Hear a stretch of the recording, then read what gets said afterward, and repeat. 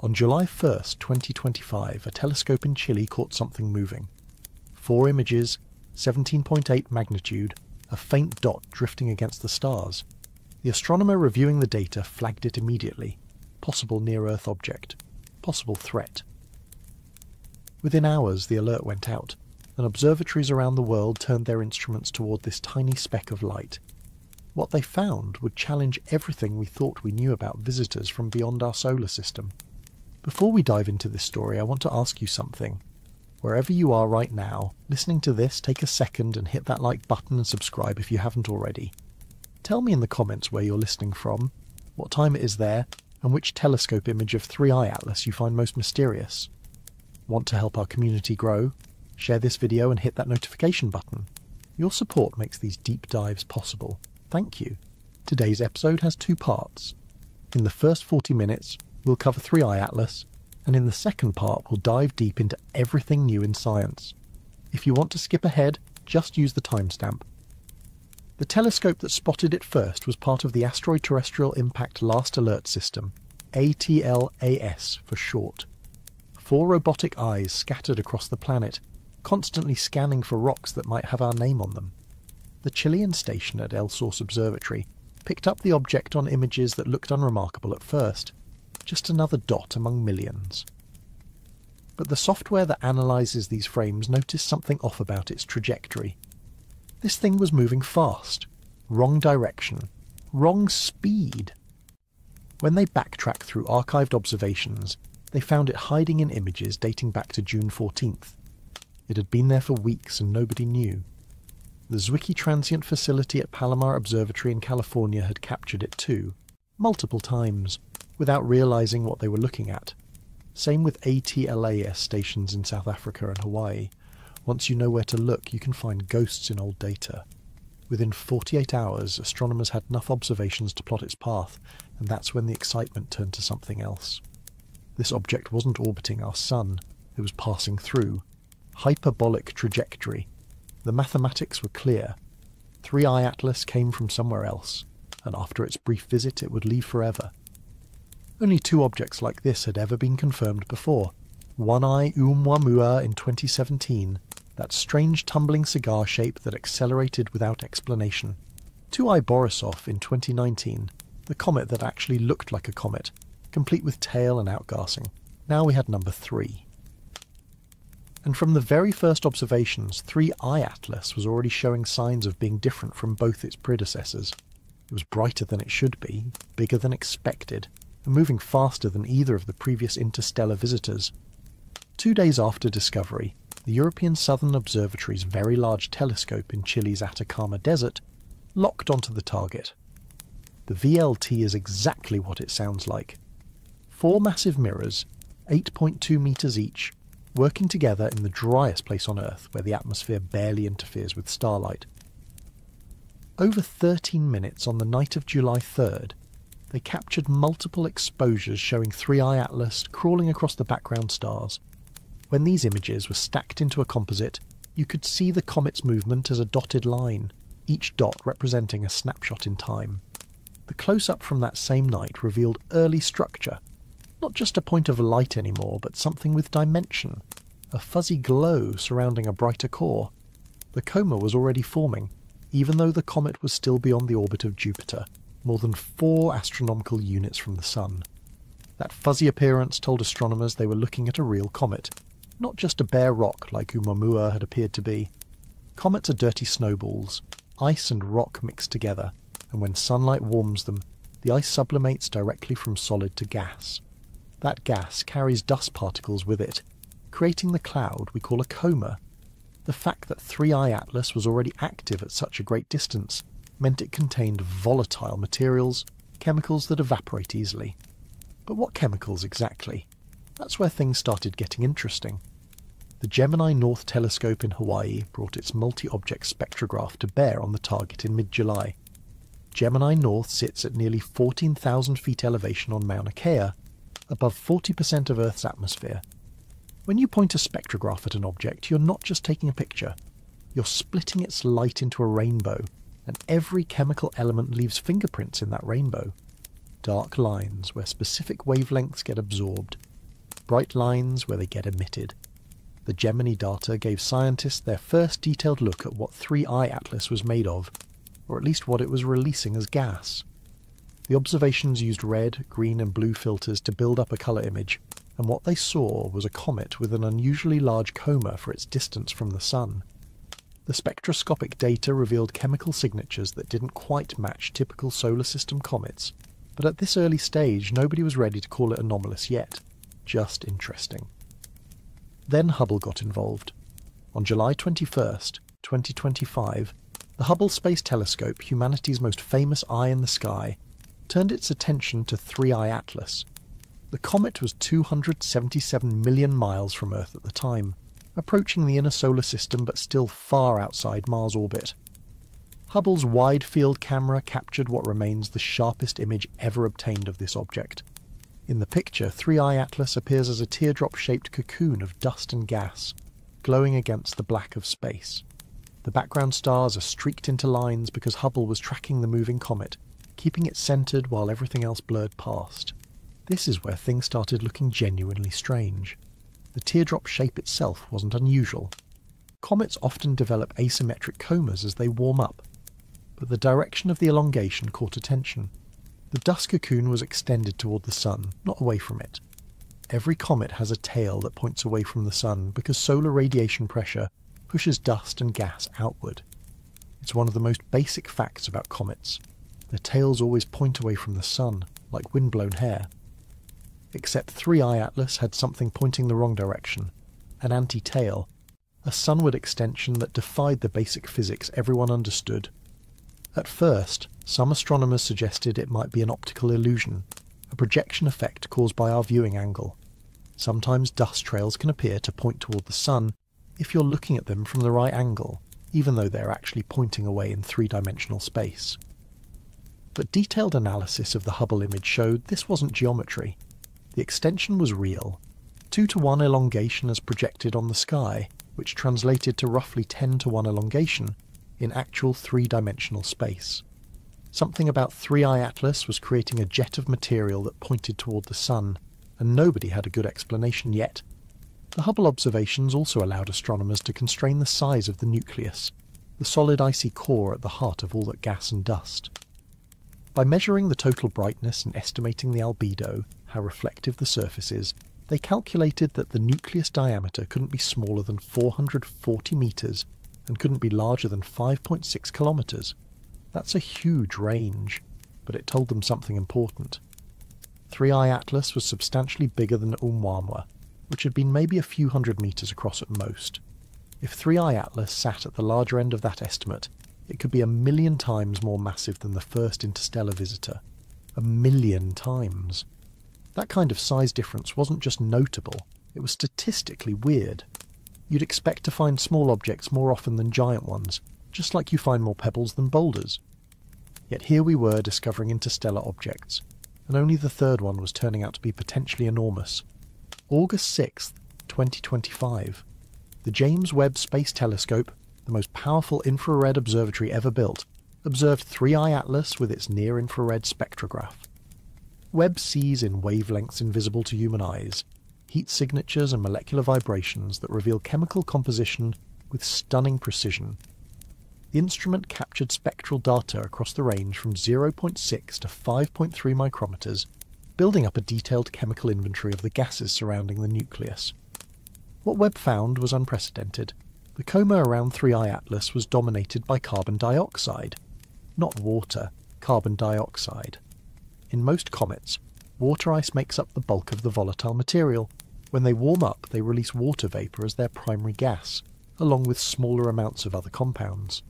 But 3I-ATLAS was releasing 87% carbon dioxide by mass, only 9% carbon monoxide, and just 4% water. 4%. That ratio is 16 times more extreme than what you'd expect for a typical comet at the same distance from the Sun. Some comets have slightly elevated carbon dioxide levels, sure, but nothing like this. 3I-ATLAS was behaving as if it formed in a completely different kind of environment, maybe close to a carbon dioxide ice line in its home star's protoplanetary disk, or maybe exposed to intense radiation that altered its surface chemistry over billions of years. The Webb data also showed enhanced outgassing, specifically in the direction toward the Sun, confirming that the anti-tail feature was real and active. The spectral images mapped out carbon dioxide at 4.3 micrometers wavelength, water at 2.7 micrometers, and carbon monoxide at 4.7 micrometers. Each gas glowed in its characteristic infrared signature, painting a picture of a comet that was chemically bizarre.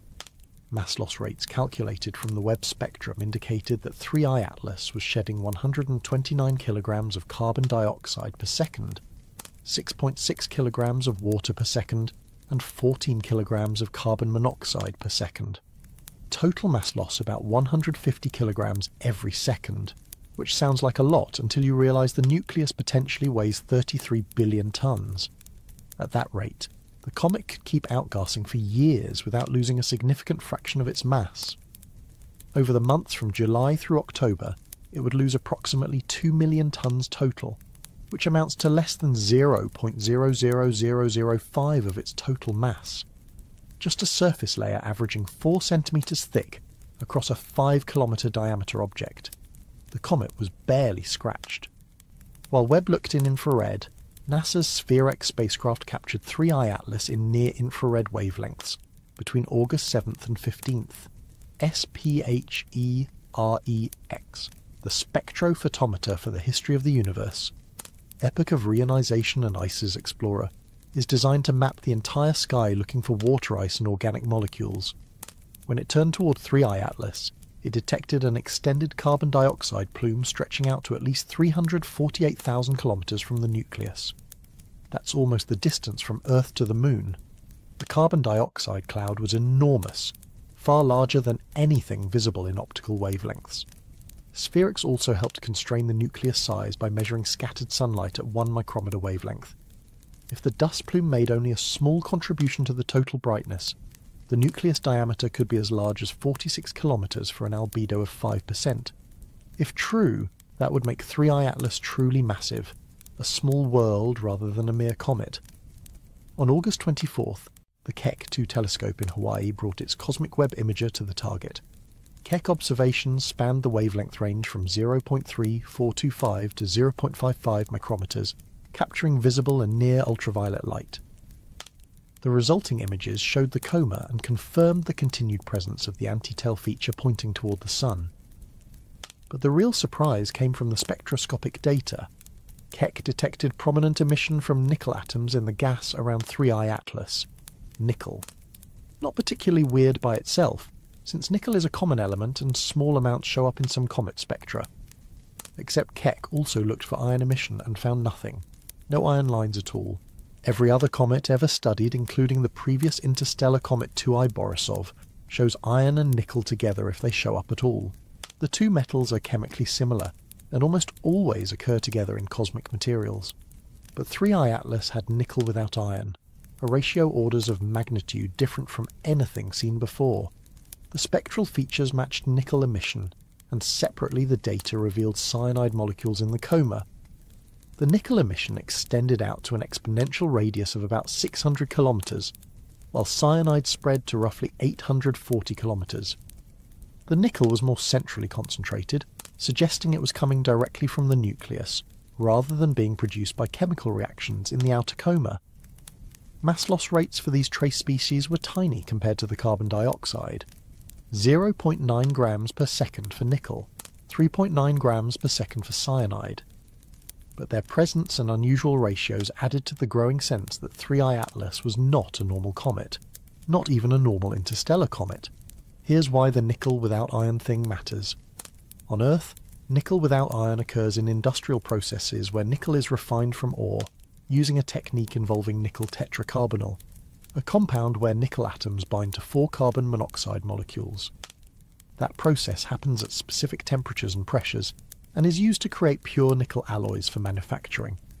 Nobody expected to see something resembling industrial chemistry happening in a comet from another star system. Yet the spectral data suggested exactly that.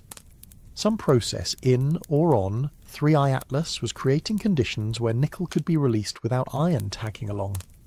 Whether that meant exotic surface chemistry, unusual nucleus composition, or something else entirely, nobody knew. It was just deeply weird.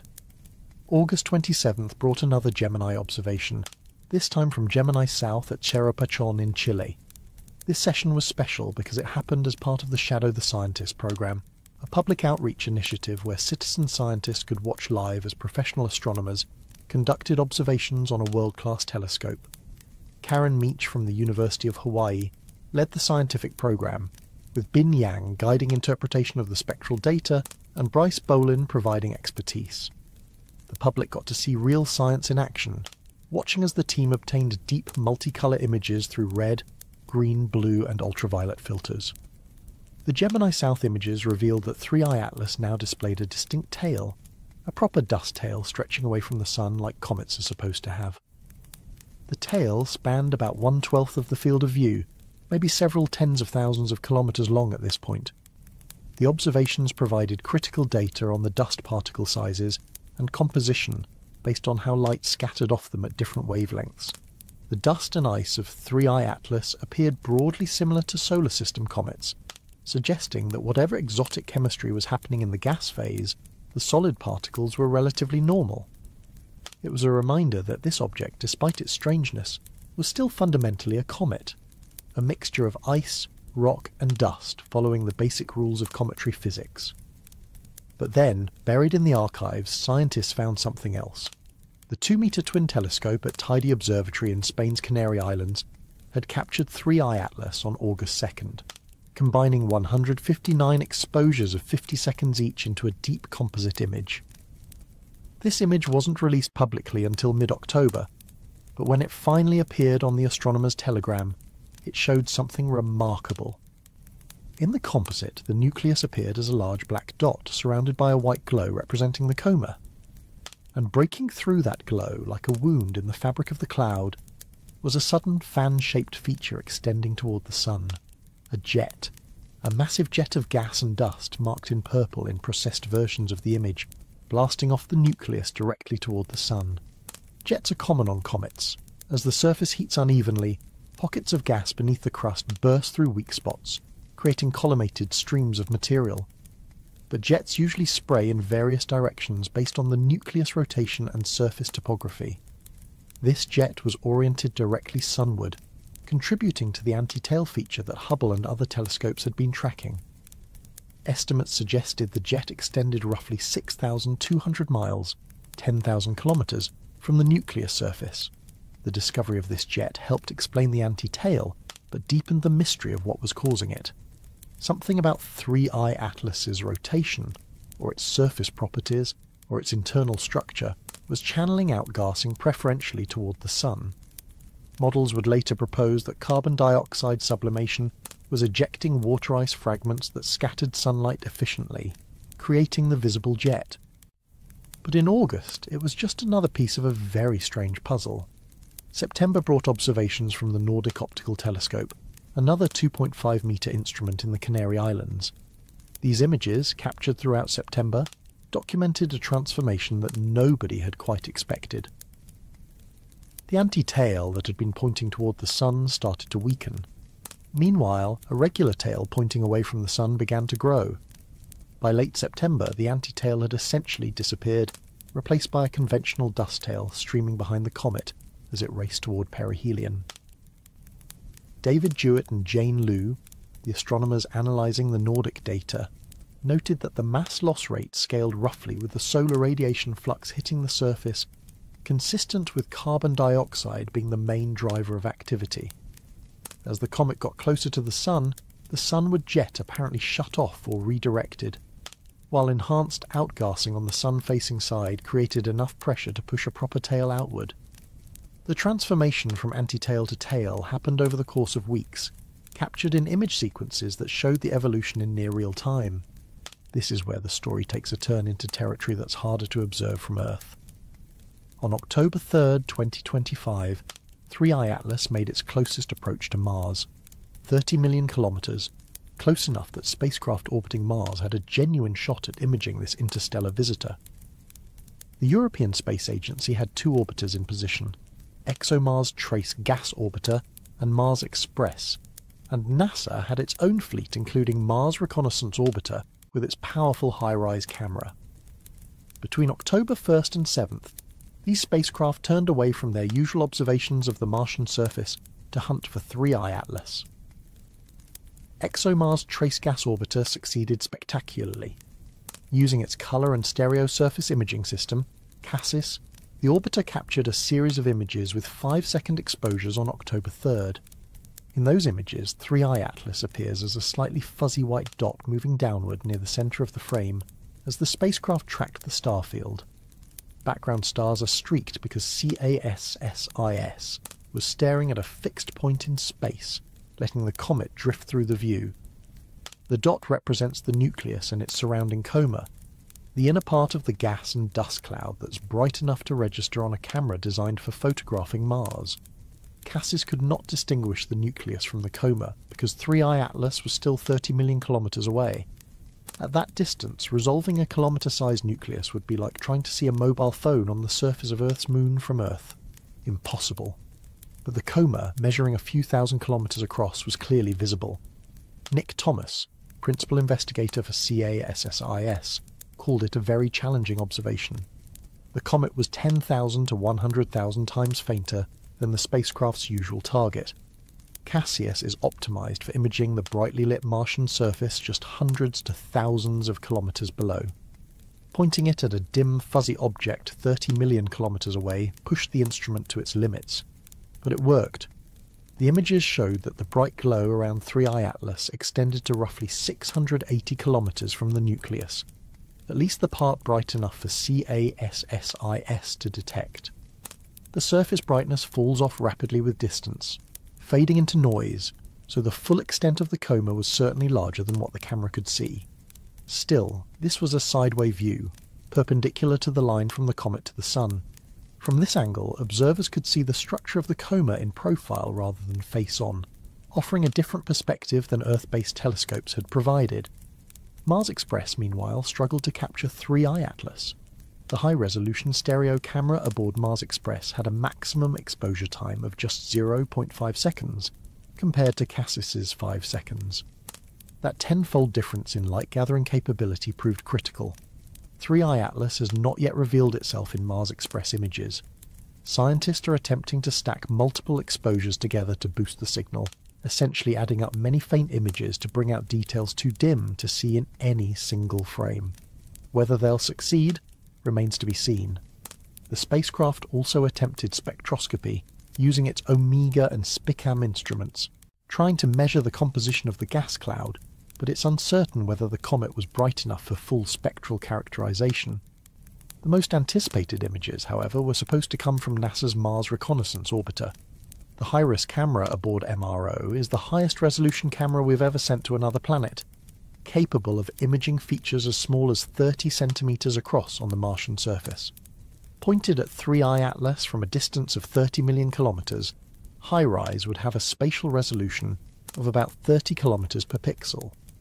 That's roughly 3 times better than the best images from Keck or Hubble. At that resolution, the brightest pixel in the image would provide an excellent constraint on the actual surface area of the nucleus, finally nailing down whether we're looking at a half-kilometre rock or a 5-kilometre giant. HiRISE almost certainly observed 3I-ATLAS on October 2nd or 3rd, right around closest approach. The problem is those images haven't been publicly released. The US government shut down in early October, furloughing thousands of NASA workers and halting public communications. As of late October, the HiRISE data remains locked away somewhere in NASA's archives, waiting for the shutdown to end and staff to return. Scientists are eager for it. The public is eager for it. But bureaucracy has its own timeline, and 3I-ATLAS doesn't wait for anyone. While the professional observatories were gathering data, amateur astronomers around the world were also tracking the comet. The Unistellar Smart Telescope Network, a community of citizen scientists using AI-powered telescopes, captured images of 3I-ATLAS throughout July and August. Observers like Bruno Guillet, Scott Cardell, and Frank Marchese contributed data that helped track the comet's brightness and position. Unistellar telescopes automatically point themselves, stack multiple exposures in real time, and display enhanced images that make faint objects visible to amateur equipment. The comet's brightness ranged between magnitude +17 and +19 during this period. far too faint for visual observation, but accessible to modern amateur cameras. Not all amateur observations went smoothly. On October 3rd, coinciding precisely with the Mars flyby, a heavily processed image went viral on social media.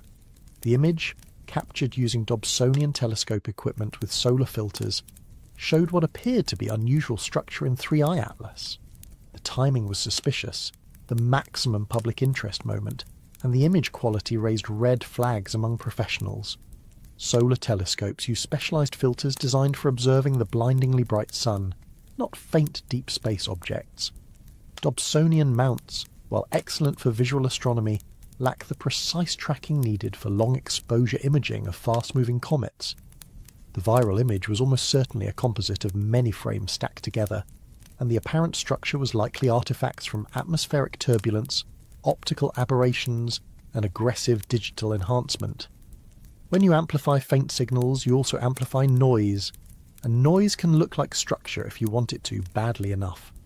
The professional community quickly debunked the image, but not before conspiracy theories spread across the internet. It's a reminder that in the age of digital image processing, anyone can create something that looks impressive, but that doesn't mean it's showing you reality.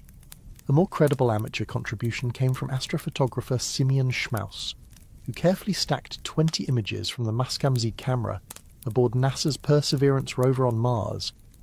In that stack, Schmaus found a faint smudge of light in the constellation Corona Borealis, close to where 3I-ATLAS was expected to appear in the Martian sky on October 4th. If confirmed, this would be the first detection of 3I-ATLAS from the surface of another planet. But confirmation is tricky. The smudge is very faint, barely above the noise level, and other candidates exist for what it might be. Without NASA's official analysis, which is delayed by the government shutdown, we can't be certain. Another image from Perseverance's right navigation camera went viral, showing a streak of light in the Martian sky captured on October 4th at 21:33 Martian local time. The streak appeared cylindrical, elongated, and some social media users immediately declared it evidence that 3I-ATLAS is not a comet but something artificial. Avi Loeb, the Harvard astrophysicist who has been vocal about the possibility of 3I-ATLAS being technological, analysed the image and explained that the cylindrical appearance is an artifact. The navcam has an angular resolution of 0.33 milliradians, about 68 arcseconds per pixel. At 3I-ATLAS's distance of 38 million kilometres, that translates to roughly 12,500 kilometres per pixel. The streak in the image spans about 4 pixels, making it roughly 50,000 kilometres long. But the actual nucleus of 3I-ATLAS is at most a few kilometres across. The streak isn't the comet itself. It's the result of stacking hundreds of navcam images over about 10 minutes while the comet moved across the sky. Each individual snapshot would show 3I-ATLAS as a circular spot, but when you combine many images taken over time while tracking the background stars, anything moving gets smeared into a line. It's exactly the same effect that creates star trails in long exposure photography if you don't track the stars. The comet moved, the camera didn't follow it precisely, and the result was a cylindrical-looking artifact. Not a spacecraft, just image processing revealing the motion of a natural object. Even as amateur and professional observations accumulated, one more eye was watching from space. NOAA's GOES, 19th satellite positioned in geostationary orbit monitoring Earth's weather, carries a coronagraph called CCOR-1. Coronagraphs are designed to block out the sun's overwhelming glare so that the faint corona and nearby objects become visible. In late October, as 3I-ATLAS passed behind the sun from Earth's perspective, citizen scientist Warachati Boonplod discovered the comet in CCOR-1 images. For a brief window, this coronagraph was the only instrument on Earth or in near-Earth space capable of observing 3I-ATLAS. The comet appeared as a faint dot moving through the field of view, heading toward perihelion on October 29th. Once it passed perihelion and emerged on the other side of the Sun in November, ground-based telescopes would be able to pick it up again. But during this critical period, GOES 19 provided the only eyes on target. Every telescope that observed 3I-ATLAS revealed something new, something unexpected, the anti-tail that transformed into a regular tail. The carbon dioxide dominance where water should be, the nickel without iron. The sheer size, potentially 1,000,000 times more massive than Oumuamua. Each wavelength, each instrument, each perspective added another piece to a puzzle that wasn't coming together into a coherent picture. Instead, the picture seemed to fragment further with every observation. 3I-ATLAS wasn't just unusual for an interstellar object, it was unusual compared to anything, period. And now, as of late October 2025, the comet has passed behind the Sun. It reached solar conjunction on October 21st, positioned exactly opposite Earth on the far side of our star.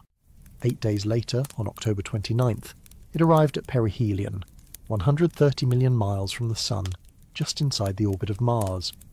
At that distance, sunlight delivers more than 33 gigawatts of power to the comet's surface. 33 gigawatts. For comparison, that's roughly a third of the total power output of all 94 commercial nuclear reactors operating in the United States. All that energy slamming into a 5-kilometre ball of ice and rock, heating it, cracking it, boiling away its surface. If 3I-ATLAS is a natural comet, perihelion should trigger dramatic outgassing, maybe even fragmentation, if the thermal stress is too much for its structure to handle. If it's something else, well, perihelion is also the optimal time for an Oberth manoeuvre, a propulsive burn at maximum velocity to change trajectory most efficiently. Coincidence or design? We can't see it right now. The Sun is in the way. November will bring new observations as 3I-ATLAS reappears in the morning sky. The JUICE spacecraft will fly within 64 million kilometres on November 4th, offering the first post-perihelion data. Ground-based telescopes will pick up the comet around November 11th once it emerges from the Sun's glare. By December 19th, 3I-ATLAS will make its closest approach to Earth, 168 million miles, still too far to pose any threat, but close enough for detailed study. And in March 2026, as the comet speeds outward past Jupiter, the Juno spacecraft will observe it from 54 million kilometres away, providing one last dataset before 3I-ATLAS leaves the solar system forever. But for now, in late October 2025, we're in the dark. Literally. The comet is behind the Sun, doing whatever it's going to do, and we can only wait and wonder. Every image captured so far has told us that 3I-ATLAS is not behaving like we expected. The question is whether the next round of images, when we finally get them, will resolve the mysteries or deepen them further. Based on the pattern so far, I'm betting on deeper mysteries. This is a comet that refuses to make sense, and the more we look at it, the stranger it becomes. Think about that for a moment. We've turned the most powerful instruments humanity has ever built toward this object. Hubble Webb Keck, Gemini, Very Large Telescope, spacecraft orbiting Mars. And instead of understanding it better, we're more confused than when we started. That's not how science usually works. Usually more data means clearer answers, but 3I-ATLAS seems to operate by different rules. Every answer raises 2 new questions, every solution reveals a deeper problem. The images we have are extraordinary. Teardrop comas and sunward jets and carbon dioxide plumes stretching halfway to the moon. Nickel emissions that look like industrial chemistry. A tail that points the wrong direction and then switches to point the right direction. Fuzzy dots captured from Mars orbit. Streaks across the Martian sky. Coronagraph glimpses as the comet vanishes behind our Sun. Each image is a snapshot of something that shouldn't exist, something that came from beyond our borders and brought with it chemistry and physics that don't match our expectations. And here's what keeps me up at night. We almost missed it. If Atlas hadn't been running its automated survey that night in July, if the software hadn't flagged the trajectory as unusual, 3I-ATLAS might have passed through the inner solar system completely unnoticed. We would never have known it was here. All those anomalies, all that strange chemistry, all those questions about where it came from and what it's made of, gone forever without us ever realizing we'd been visited. How many other interstellar objects have come and gone in the centuries before we had the technology to spot them?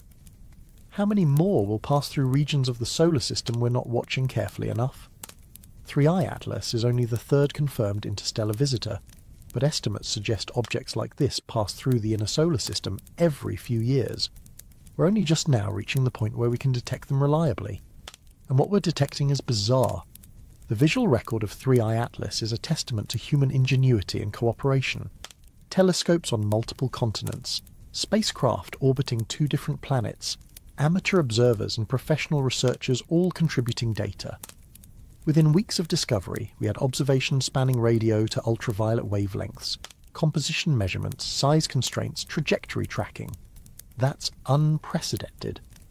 When Oumuamua passed through in 2017, we barely caught it on the way out. Most observations came after it was already leaving, too far and too faint to study in detail.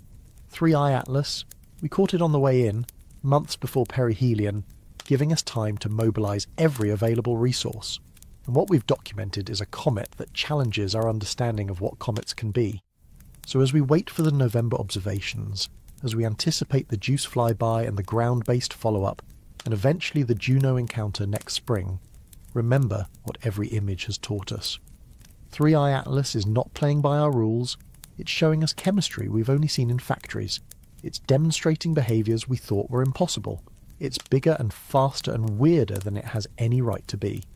And whatever it does next, whatever the post-perihelion observations reveal, I guarantee it won't be what we expect.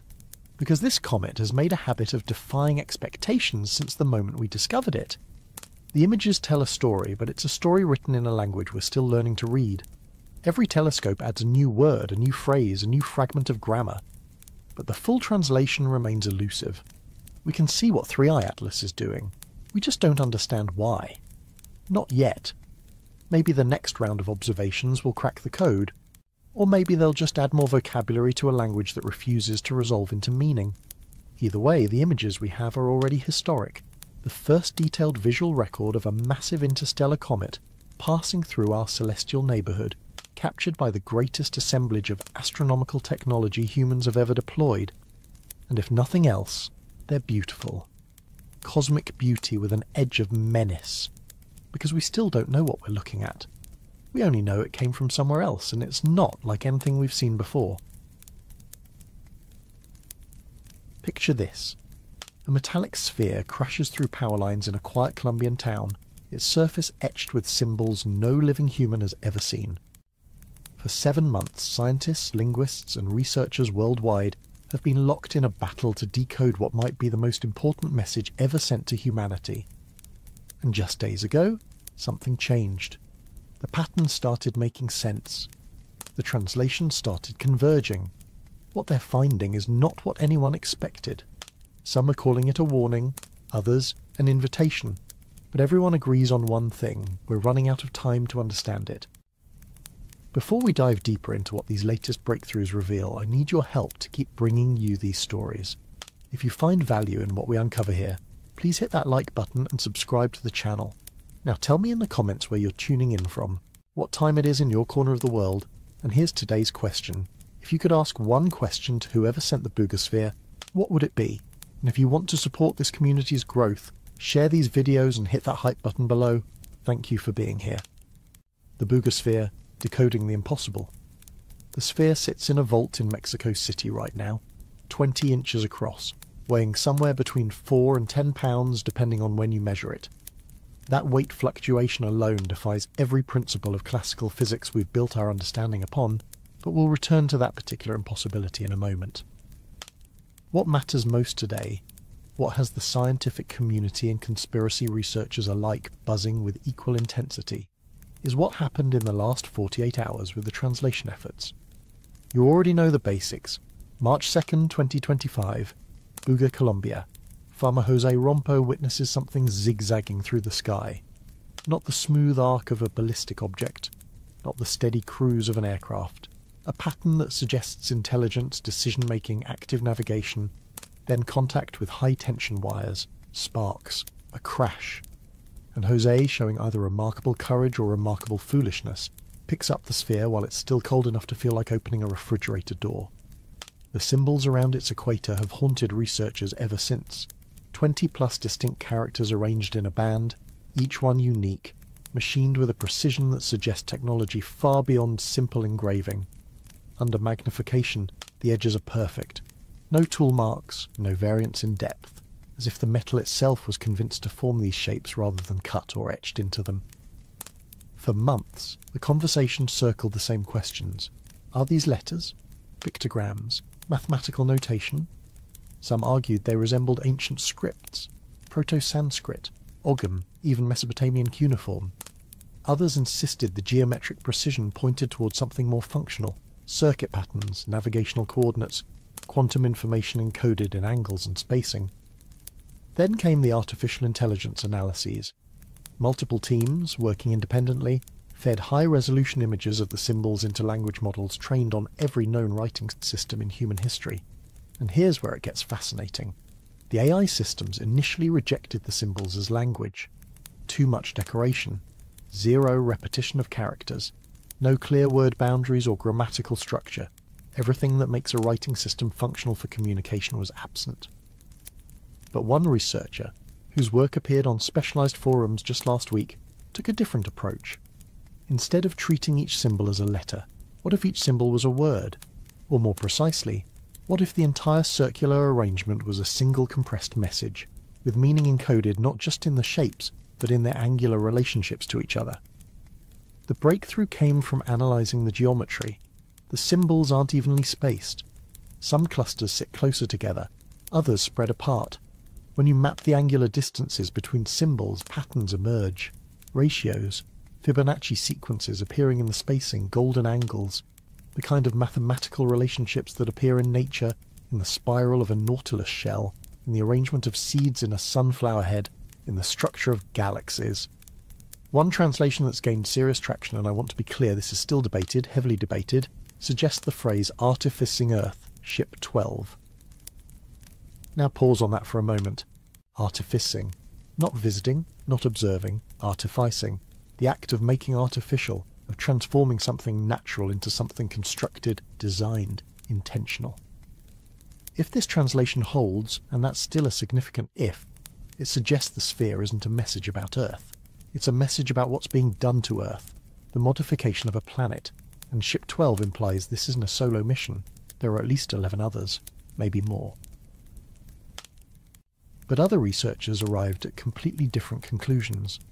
Another AI-assisted translation team reported the phrase, "Beware the sky," signal received. Shorter, more ominous, a confirmation that something was heard, acknowledged, and now, perhaps, something is coming. The warning interpretation aligns with the more mystical translations that began circulating in July, messages about transformation, unity, consciousness. Spiritual language that sounds profound but lacks the specificity you'd expect from an advanced civilization trying to communicate across cosmic distances. Dr. Jose Luis Velasquez led the team that produced what they call the godlike message. The origin of birth through union and energy in the cycle of transformation, the meeting point of unity, expansion and awareness, individual consciousness. Beautiful words, poetic even. But here's the challenge. If you wanted to warn humanity about an impending threat, would you speak in spiritual abstractions, or would you be specific? Clear, urgent. This is the paradox researchers keep hitting. The sphere's physical properties scream advanced technology. The internal structure revealed by X-rays shows 3 distinct density layers forming an elongated shape. Some compare it to a Tesla coil laid on its side. Others see biological structures, something almost organic in how the components nest within each other. Fiber optic-like strands woven through the shell, terminating at points across the surface that could be sensors or emitters. These aren't the characteristics of art. This is engineering, functional technology. Yet the message, if it is a message, speaks in metaphor and poetry. Why? One possibility that's been quietly gaining support in certain circles, though you won't see it in peer-reviewed journals yet, is that the sphere isn't communicating with humans at all. At least, not primarily. What if it's a beacon? A signal device meant to be triggered by specific conditions, broadcasting to something or someone else entirely? The electromagnetic emissions detected early on support this. Oscillating frequencies, patterns that repeat but vary slightly each cycle. The language of a transmission, not a translation. If the sphere is broadcasting, what is it saying? And who's listening? The weight anomaly becomes crucial here. Initial measurements put the sphere at roughly 4.5 pounds, 2 kilograms, small enough to carry easily. But as it sat in examination, as it was handled and studied, witnesses reported the weight increased. By the time it reached Mexico City, calibrated scales registered 10 pounds, more than double, with no change in size, no material added, just mass appearing, accumulating, as if the sphere was drinking something invisible from the air around it. One engineer at the June press conference, Rodolfo Garrido Cottom, proposed it might be an anti-gravity drive shutting down. As the propulsion system lost power, conventional mass reasserted itself. The sphere wasn't gaining weight, it was losing the field that made it light. Think about that, an object that can modulate its own relationship with gravity. The implications for physics are staggering. The implications for travel, for energy, for our understanding of mass itself are revolutionary. But if it's tech this advanced, crashing into power lines seems, well, clumsy, doesn't it? Unless the crash wasn't an accident. Unless the sphere was meant to be found, meant to be studied, meant to generate exactly the kind of attention and debate it's creating right now. Stephen Greer, founder of the Disclosure Project, has been one of the sphere's most vocal advocates. He's linked it to what he calls electrogravitic fields, suggesting the technology operates on principles that human physics is only beginning to understand. Greer also made waves by claiming that fake policemen, whoever that means, attempted to break into the vault where the sphere is stored. No independent confirmation of that claim exists, but it adds another layer to the story. If true, it means someone wants the sphere badly enough to risk exposure. If false, it's an excellent way to generate publicity and mystique. The authentication battle raging around the sphere mirrors every major UFO case in history. Believers point to the seamless construction, the material composition showing rare Earth elements that weren't discovered until the 19th century yet are somehow present in what some claim is a 12,000-year-old artifact. Skeptics counter that modern 3D printing and advanced metallurgy could produce every feature the sphere displays. They point to the convenient timing, appearing during a surge in UFO interest. They note the involvement of Jamie Maussan, the Mexican journalist who previously promoted mummified aliens that turned out to be modified animal remains. Here's what we can verify. The sphere exists. Its physical properties are unusual enough that multiple scientists have gone on record expressing confusion. The symbols are real, machined with precision that exceeds most commercial capabilities.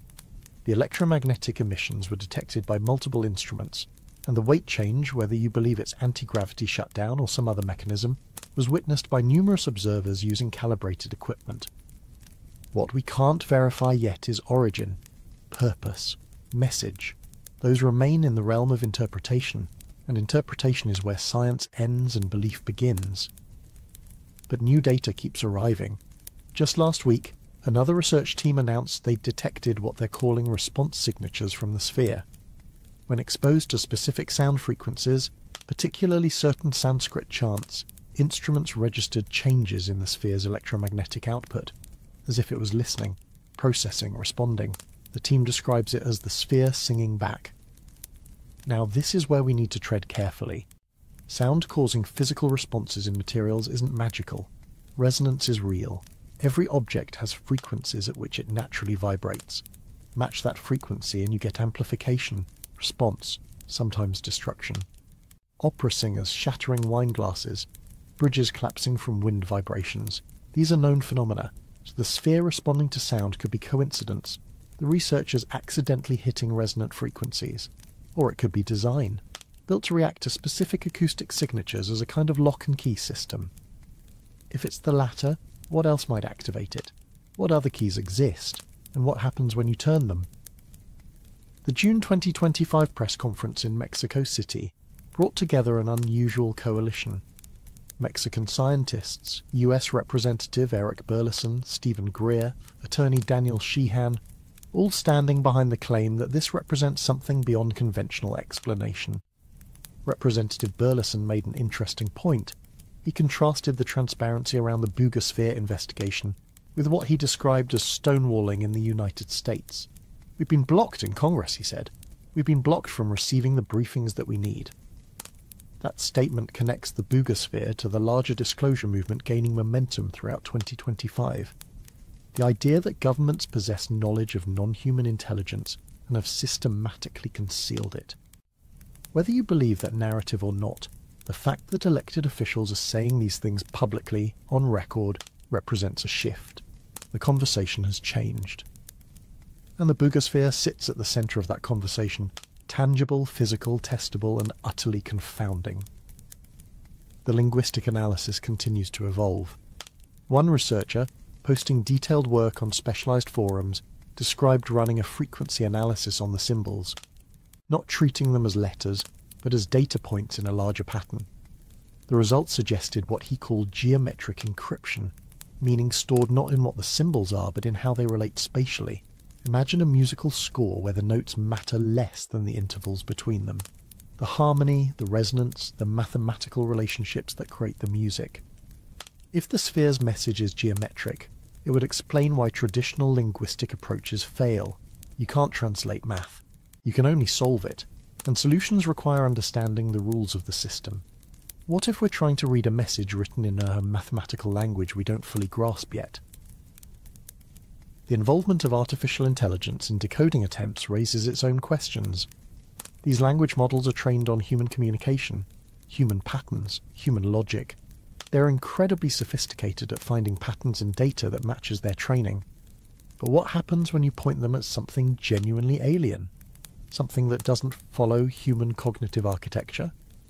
They might find patterns that aren't there. Pareidolia at the algorithmic level, seeing faces in clouds, hearing words in white noise. Or they might miss patterns entirely because they are optimized for the wrong kind of information. It's like using a metal detector to find plastic. The tool works perfectly, it's just not designed for what you're looking for. This is why the multiple contradictory translations are both frustrating and revealing. Artificing Earthship 12, beware the sky signal received, the origin of birth through union and energy.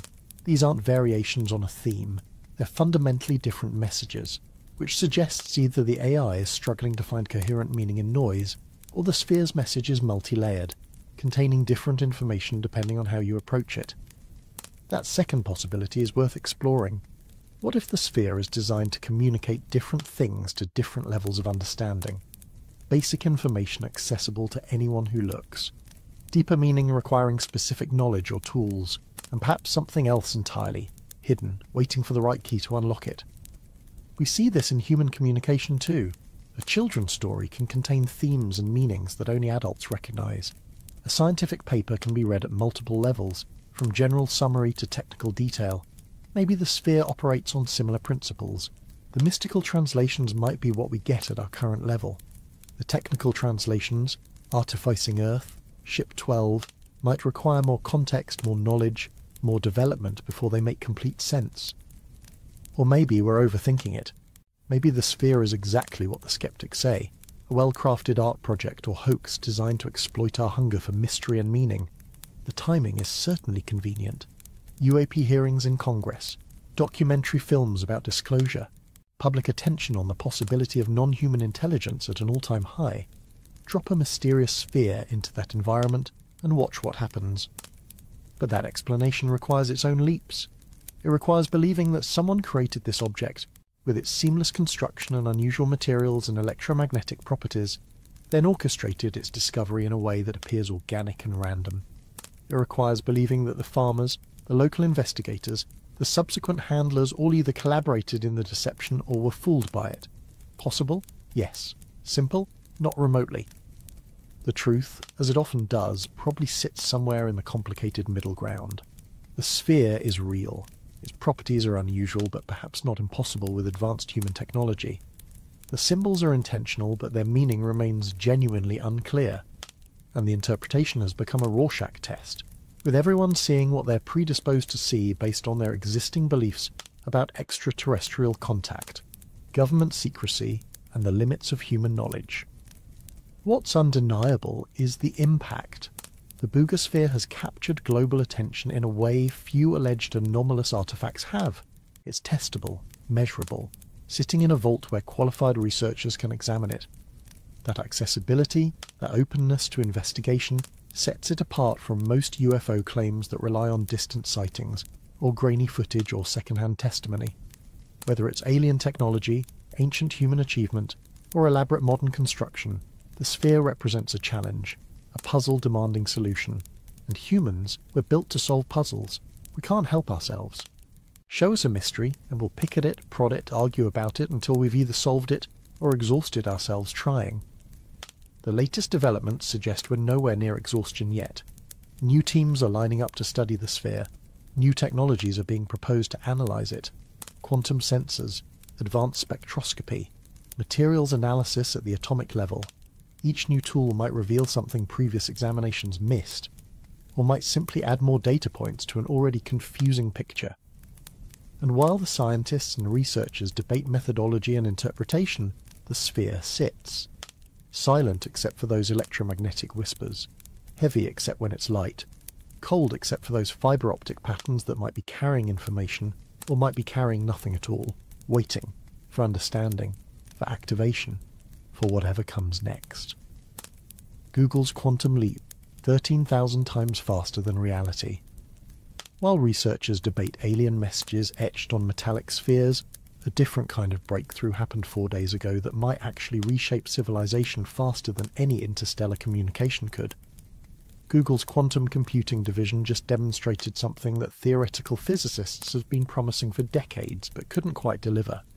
They made a quantum computer perform a real, verifiable, practical calculation that the world's fastest supercomputer would need years to complete. The quantum machine did it in hours.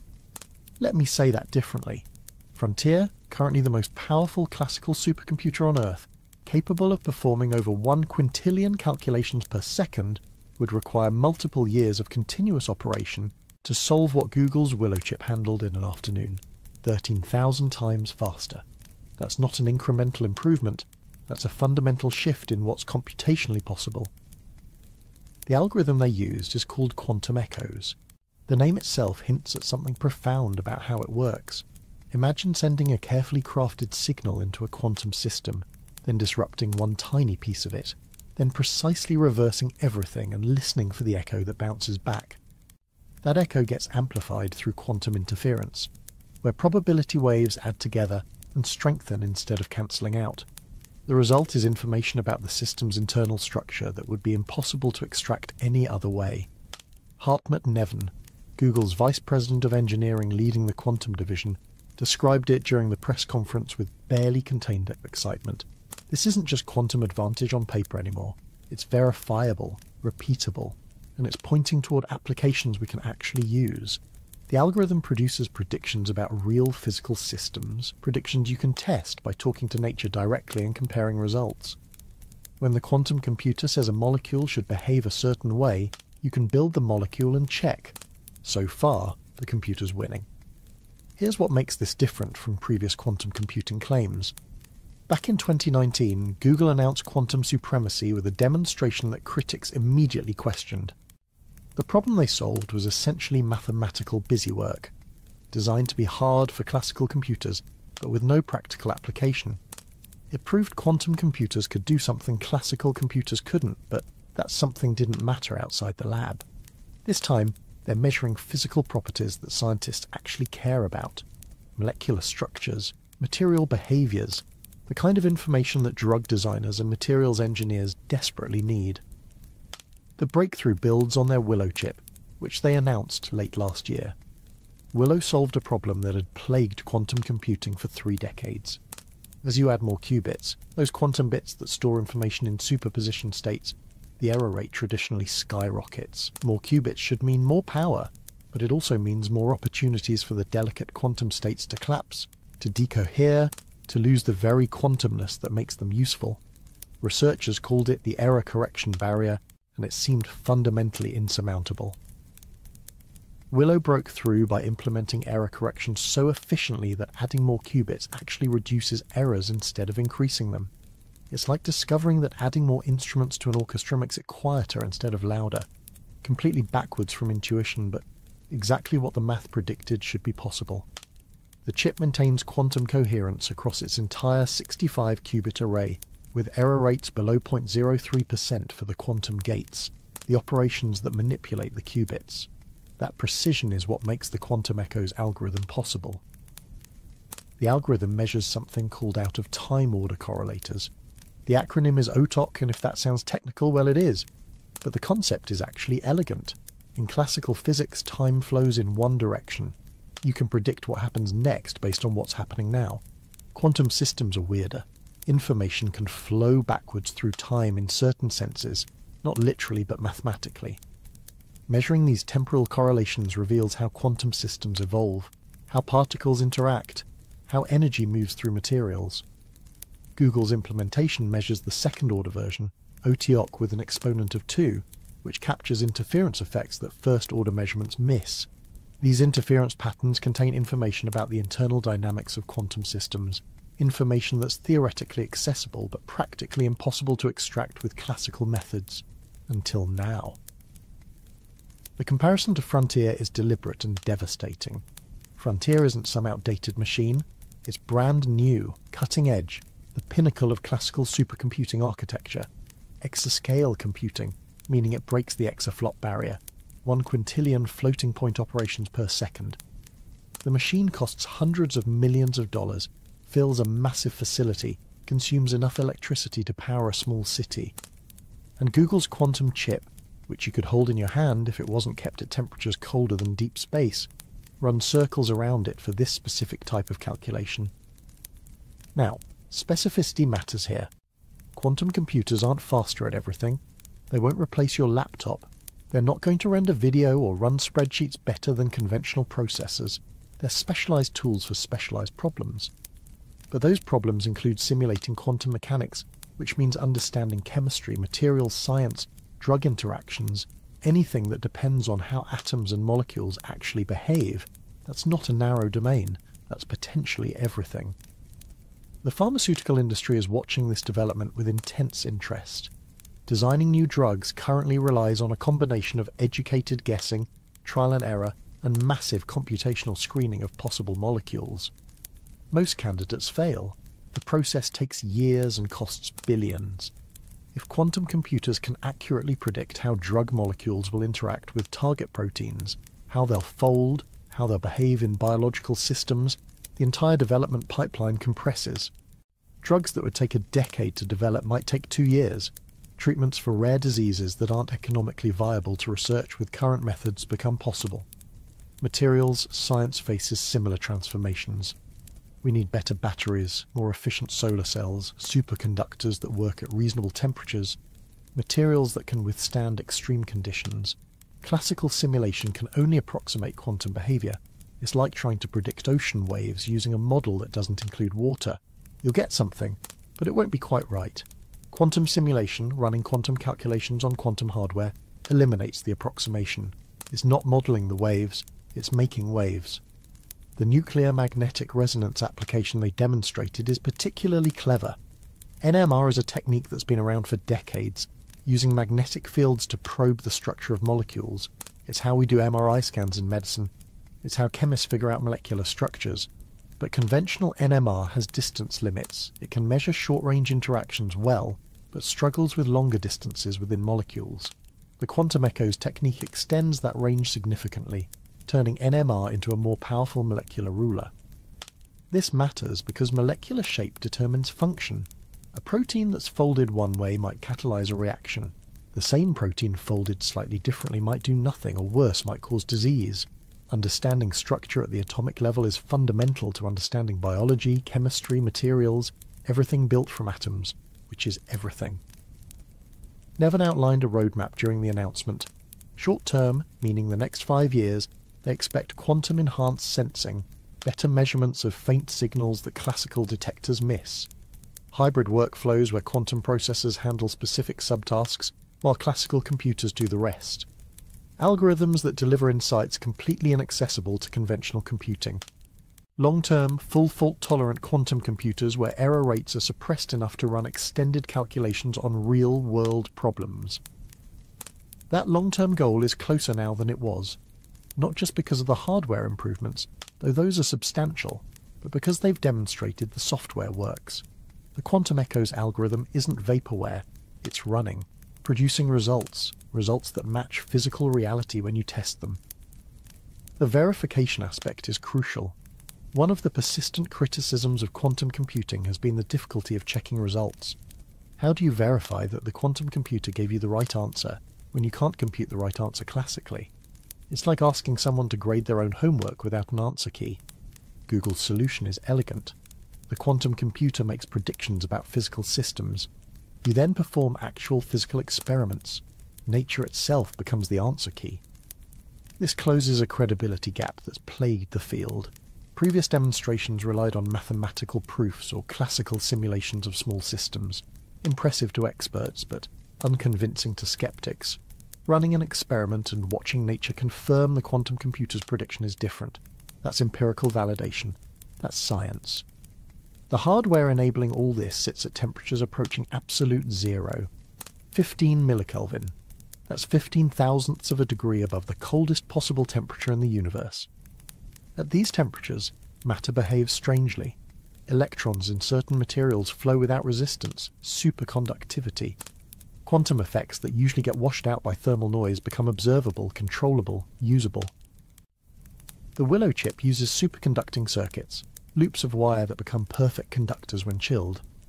These circuits can be engineered to behave like artificial atoms, quantum objects large enough to see under a microscope but small enough to follow quantum rules.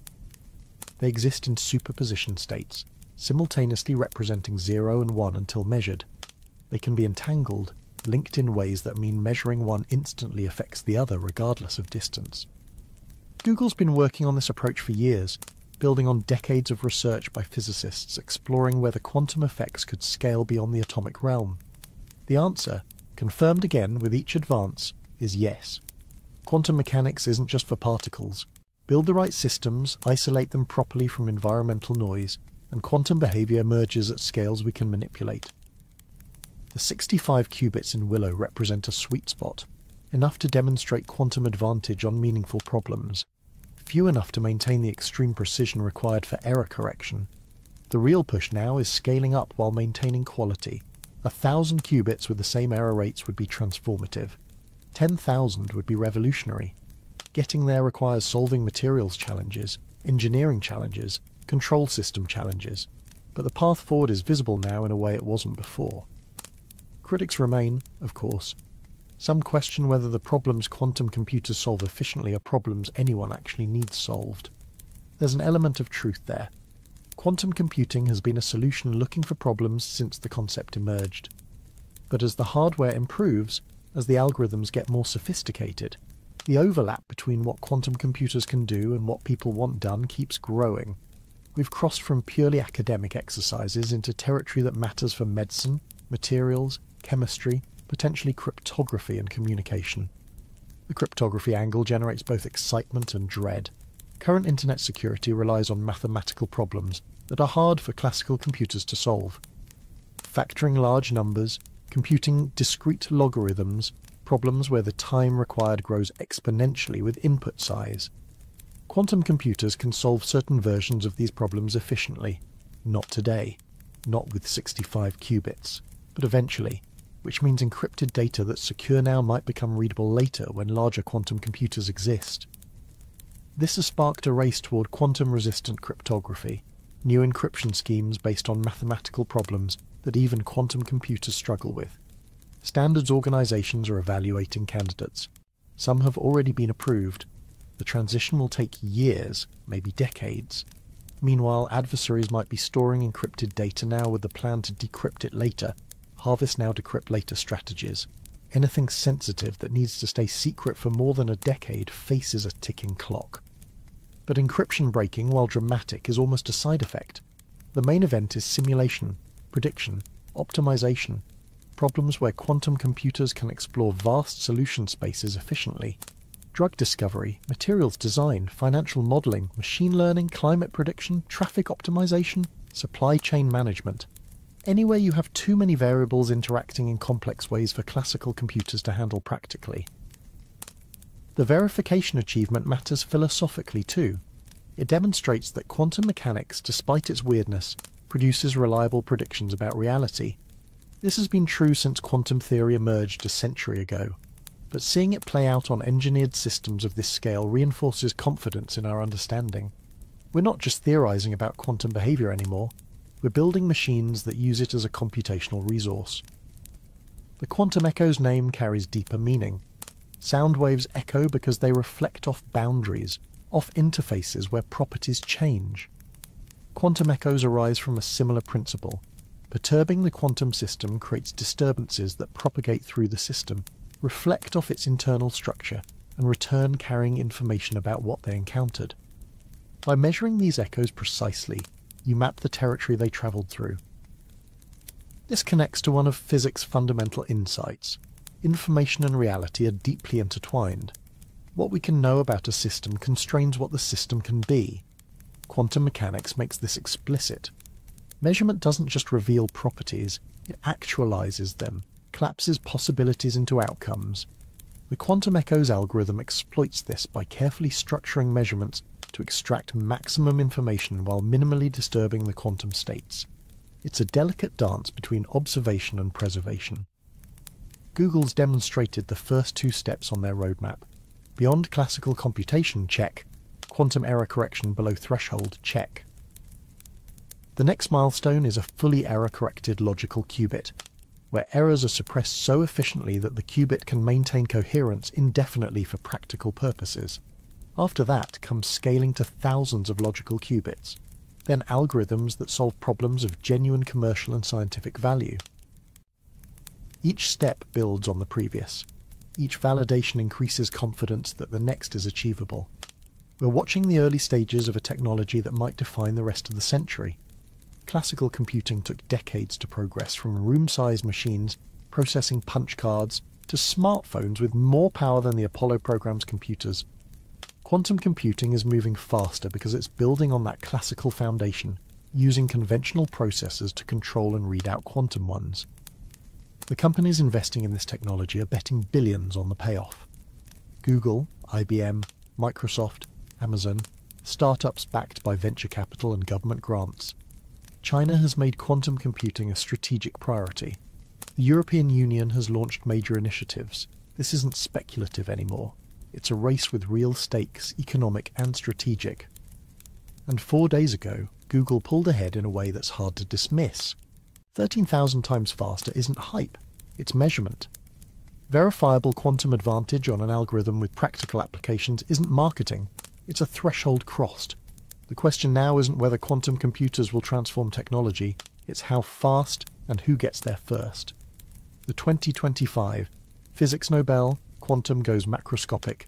3 weeks ago, the Nobel Committee made a choice that finally acknowledged work that's been hiding in plain sight for 40 years. John Clark, Michel Deverett, and John Martinez won the Physics Prize for proving that quantum mechanics, that strange realm where particles tunnel through barriers and exist in multiple states simultaneously, isn't confined to the atomic scale. They showed that quantum effects can manifest in objects you could hold in your hand, see with your eyes, measure with ordinary instruments. And in doing so, they laid the foundation for every quantum computer currently being developed, including the one that just demonstrated 13,000 times speed up over classical systems. The timing feels almost orchestrated, though it's purely coincidental. Google's Willow chip, with its superconducting circuits maintaining quantum coherence across dozens of qubits, directly descends from experiments Clark and his colleagues performed in the 1980s. They asked a question that seemed almost philosophical at the time. Can something big, macroscopic in the technical sense, behave quantum mechanically, or does quantum weirdness vanish as you scale up from atoms to objects? The answer turned out to be yes, with conditions. Build the right system, cool it to near absolute zero, shield it from environmental noise, and quantum behavior emerges even in circuits containing trillions upon trillions of electrons moving collectively. Not individual particles doing quantum things, bulk matter behaving as a quantum system. Their breakthrough centered on quantum tunneling, an effect that's fundamental to modern electronics, but was thought impossible at large scales. Tunneling is what happens when particles pass through barriers they shouldn't be able to cross. Imagine rolling a ball at a hill. Classically, if the ball doesn't have enough energy to reach the top, it rolls back down. Quantum mechanically, there's a probability the ball appears on the other side of the hill without ever going over it. The particle doesn't climb or dig or go around. It just, from a certain perspective, is on both sides simultaneously until measurement collapses the superposition. At atomic scales, tunneling is routine. It's how transistors work. It's why radioactive atoms decay. It's the mechanism behind scanning tunneling microscopes that can image individual atoms. But scaling it up seemed impossible. The probability of tunneling drops exponentially with mass. A single electron might tunnel through a nanometer barrier easily. 100 quadrillion electrons doing it together? The odds become absurdly small. Unless you use superconductors. Clark, Deverett and Martinez worked with Josephson junctions, devices named for Brian Josephson, who won his Nobel in 1973, for predicting their behaviour. A Josephson junction is beautifully simple. Two superconductors separated by a thin insulating barrier. Electrons can tunnel across the barrier in pairs, Cooper pairs as they're called in superconductors, creating effects that only make sense quantum mechanically. The question was whether the entire junction, with its macroscopic currents and voltages, could tunnel between states, not individual electrons sneaking across. The whole system, quantum jumping from one configuration to another. Theorists, particularly Tony Leggett, who won his own Nobel in 2003, predicted it should be possible, but prediction and demonstration are different animals. The Berkeley experiments in the mid-80s settled it. They built circuits cold enough and clean enough that quantum effects dominated despite the large number of particles involved. They observed the junctions tunneling between voltage states, observed them existing in superposition, observed behaviour that had no classical explanation. The measurements matched quantum theoretical predictions precisely. John Clark, speaking after the Nobel announcement, expressed surprise that this work was considered prize-worthy. He led the initial research but credits the contributions of dozens of physicists who refined the techniques and pushed the boundaries. His humility aside, the impact is undeniable. Those experiments proved that quantum mechanics scales, that quantum computing isn't just theoretical fancy, that we can build machines exploiting quantum effects for computation, sensing, simulation. The philosophical implications run deeper. Erwin Schrödinger proposed his famous cat thought experiment in 1935 as a critique of quantum mechanics, not an endorsement. He found it absurd that a cat could be simultaneously alive and dead, that macroscopic objects could exist in superposition. The point was to highlight what he saw as a flaw in the theory. If quantum mechanics produces ridiculous conclusions about everyday objects, maybe quantum mechanics needs revision. But the Nobel-winning experiments showed Schrödinger was wrong about where to draw the line. Quantum mechanics does apply to macroscopic systems if you isolate them properly. The cat thought experiment fails, not because quantum mechanics breaks down, but because keeping a cat isolated from environmental interference is impossible. A cat is warm, breathing, interacting with air molecules, radiating photons. All those interactions collapse the quantum state continuously. But a superconducting circuit at 15 millikelvin, vacuum-sealed, magnetically shielded, that you can keep quantum. This resolution has profound implications for understanding consciousness, free will, the nature of reality itself, though those topics generate more speculation than science. What's concrete is that macroscopic quantum systems are real, controllable, and useful. The Nobel Committee recognized this by framing the prize around technological impact as much as fundamental discovery. Alexandra Bley, a quantum physicist at University of Sherbrooke, called it a redefinition of what quantum physics means. It's not just the theory of small things, it's a theory of isolated things. Scale doesn't matter if you maintain coherence. This opens possibilities beyond computing. Quantum sensors that detect magnetic fields with unprecedented sensitivity. Quantum communication systems that are fundamentally secure. Quantum simulators that can model systems too complex for classical computers. The sensor applications deserve attention because they are already deployed in some cases. MRI machines, magnetic resonance imaging, rely on quantum effects in atomic nuclei, but more sensitive devices based on superconducting quantum interference, SQUIDs, can detect magnetic fields so weak they'd be impossible to measure otherwise. Medical applications include magnetoencephalography, mapping brain activity by detecting the tiny magnetic fields neurons generate. Geological applications include finding mineral deposits and mapping underground structures. Military applications remain classified but presumably include submarine detection and other strategic sensing.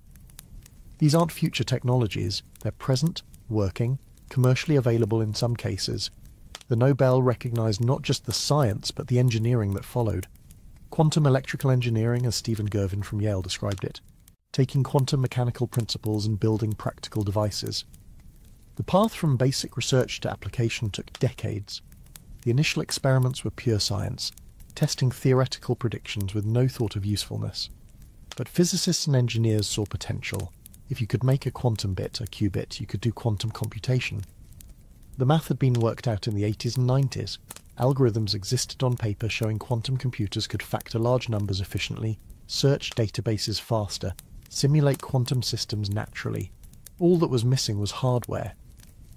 Superconducting circuits became a leading candidate because they leveraged existing fabrication techniques from the semiconductor industry. You could pattern them with lithography, integrate them on chips, scale production. Other approaches existed: trapped ions, neutral atoms, topological systems, each with advantages and challenges. But superconducting qubits got early traction and maintained momentum. By 1999, researchers at Nippon Electric Company in Japan built the first true superconducting qubit, a circuit that oscillated between two quantum states reliably and rapidly. The field exploded from there. Google, IBM, Rigetti, IonQ, dozens of startups and established tech giants pouring resources into quantum computing development. Martinis himself led efforts at Google before moving to UC Santa Barbara, directly contributing to the systems now demonstrating quantum advantage. The Nobel came after quantum computing proved itself viable, but before it's fully mature. This timing is strategic. Physics Nobels typically recognize work decades old, giving time for impact to become clear. But quantum computing's trajectory was obvious enough that waiting longer seemed unnecessary. The prize serves partly as validation, telling the field it's on the right track, encouraging continued investment. Critics of quantum computing, and they exist, argue that practical applications remain elusive despite enormous spending. They're not entirely wrong. The problems quantum computers solve easily don't align perfectly with problems people need solved. Factoring large numbers matters for cryptography, but little else. Simulating quantum systems matters for chemistry and materials science, domains where commercial applications are still emerging. The gap between what quantum computers can do and what generates profit or solves pressing problems is real. But that gap is closing. Each hardware improvement, each algorithmic advance, each demonstration of quantum advantage on a practical problem narrows it. Google's Quantum Echo's achievement is precisely this kind of progress. Not a toy problem, a real calculation with implications for understanding molecular structure, material properties, physical systems we care about. The Nobel Committee's citation specifically mentions macroscopic quantum mechanical tunneling and energy quantization in superconducting circuits. Energy quantization means the system can only exist in specific energy states, not a continuum, like a staircase where you can stand on steps but not between them. This discrete structure is fundamental to how qubits store information. A qubit in the ground state represents 0. In the first excited state represents 1. Superposition means it's on both steps simultaneously until measured. Demonstrating this in macroscopic circuits proved the principle. Refining it into controllable qubits took another decade. Making arrays of qubits that could be entangled and manipulated took another decade beyond that. We're now at the stage where systems with dozens of qubits are performing calculations beyond classical reach. The next stage is hundreds, then thousands of qubits with error correction good enough for extended algorithms. Each Nobel Prize represents the committee's judgment about what mattered in physics. Sometimes they recognize discoveries that obviously changed everything. Relativity, quantum mechanics, transistors. Sometimes they recognize subtler contributions that enabled larger advances. This prize falls into the second category. The experiments themselves were elegant and definitive, but not immediately world-changing. What changed the world was what followed, the technology those experiments proved possible. Think about it this way. Proving quantum tunneling happens in superconducting circuits is like proving you can start a fire by rubbing sticks together. Interesting demonstration. Validates theoretical understanding. But the real impact comes when someone builds a lighter, then a match, then a gas stove, then power plants. The Nobel recognized the people who proved the principle, but they did so knowing full well that the technology built on that principle is reshaping computation, cryptography, sensing, and simulation. One interesting aspect of the announcement was the committee's emphasis on future applications. Physics Nobels traditionally focus on what was discovered, not what might come from it. But quantum computing's trajectory is clear enough that speculation feels justified. MRI machines were mentioned, faster computers were mentioned, quantum cryptography, quantum communication, quantum simulation, all received nods. This forward-looking framing might reflect changing attitudes about science's role. Pure research for its own sake has become harder to justify politically as funding pressures increase. Demonstrating practical value, even potential value, helps maintain support. The quantum computing field has benefited enormously from government and private investment, precisely because the applications seem real and valuable, even if they are not fully realized yet. The three laureates represent different pieces of the puzzle. Clark built the experimental apparatus and pushed measurement sensitivity to levels that revealed quantum behavior. Deverett worked on the theoretical frameworks and developed techniques for controlling quantum circuits. Martini's focused on reducing noise and improving coherence times, making qubits stable enough for computation. Collaboration across expertise enabled the breakthrough. No single person could have done it alone. This collaborative aspect is increasingly common in physics. The days of lone geniuses revolutionizing understanding are largely past. Modern physics requires teams, specialized equipment, diverse skill sets.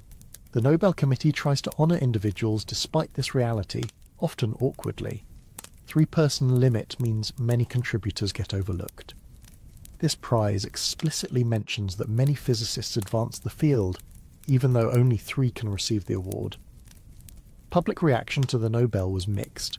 Physics enthusiasts celebrated seeing quantum computing validated at the highest level.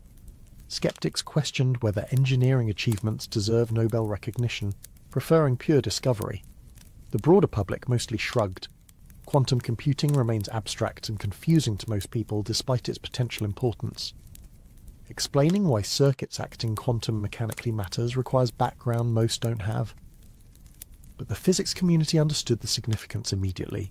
Decades of work validated. A clear signal that this path leads somewhere important.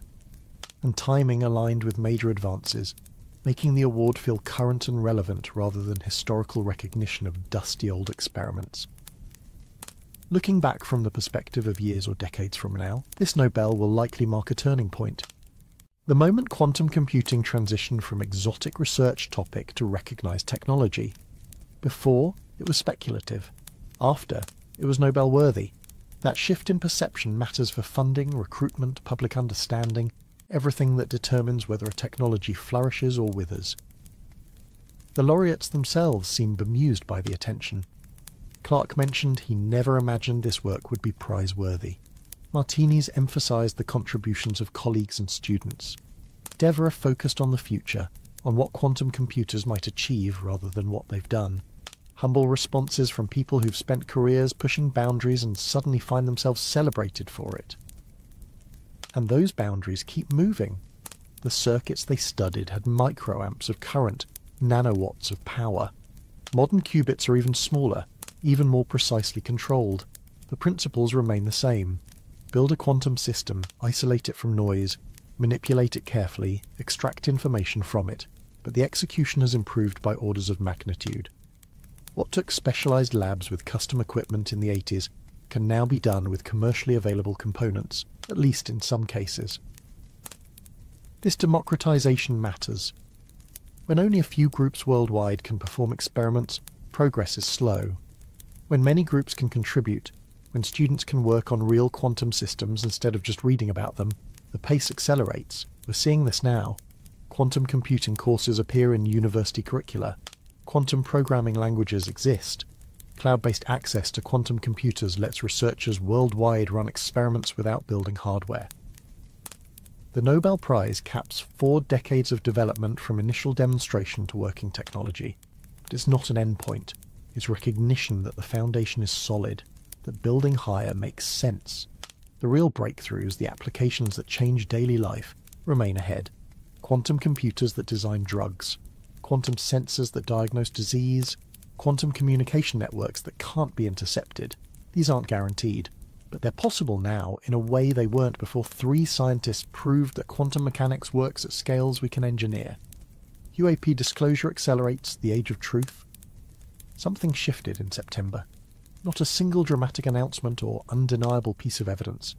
Rather, accumulation of official statements, congressional hearings, documentary releases and whistleblower testimonies that collectively crossed a threshold. The conversation about unidentified anomalous phenomena isn't fringe anymore. It's mainstream, institutional, and accelerating in ways that suggest either genuine disclosure is approaching, or we're witnessing the most elaborate information operation in modern history. September 9th. The House Oversight Committee's task force on the declassification of federal secrets held a hearing titled Restoring Public Trust Through UAP Transparency and Whistleblower Protection. Note the framing. Not whether UAPs exist or what they are, but how to protect people coming forward with information about them. The hearing assumed phenomenon and focused on process, a subtle but significant shift in how official bodies approach the topic. Witnesses included Chief Alexandra Wiggins, who spoke about aviation and maritime safety concerns when crews observe objects maneuvering in ways that don't match known profiles near ships and aircraft. His testimony wasn't about aliens or speculation. It was operational, practical, focused on sensor data and chain of custody procedures for recordings. The kind of testimony that's hard to dismiss because it doesn't make extraordinary claims, just describes extraordinary observations. Jeffrey Nuccitelli, Air Force veteran, emphasized whistleblower protection. Transparency is the foundation of truth, he said. Without it, witnesses like us are dismissed. Many stay silent out of fear for their careers, reputations, and safety of their families. Protect them, and you will embolden others to join this cause. The implication being that significant information exists, but people won't come forward without legal safeguards against retaliation. This hearing came after months of pressure from a small group of congressional representatives who've made UAP transparency a priority. Representatives Tim Burchett and Anna Paulina Luna introduced legislation that would codify specific protections for whistleblowers, disclosing information about government funding for UAP research. The bill was referred to multiple committees: Oversight, Armed Services, Intelligence, indicating the topic touches numerous jurisdictions and interests. The legislation matters less for its specific provisions than for what it represents. Elected officials on record acting as if UAP research is real, and government secrecy around it is a problem requiring legislative remedy. This isn't a joke or publicity stunt. It's policy process, slow and bureaucratic but moving forward. Then came the age of disclosure. Documentary released November 21st on Amazon Prime with limited theatrical release for Oscar qualification. Director Dan Farrar spent 3 years making it in secrecy, interviewing 34 former and current government officials who claim the United States has been working to capture UFOs since 1947. The film's narrator is Lou Elizondo, former Department of Defense official who ran what he describes as a UAP investigation program before resigning in protest over excessive secrecy. Elizondo's been a central figure in recent disclosure efforts. His credibility is both asset and liability. Asset because his documented government service and security clearances suggest he had access to classified programs. Liability because he's now deeply involved in UFO advocacy, which raises questions about objectivity and motivation. Critics accuse him of mixing facts with speculation.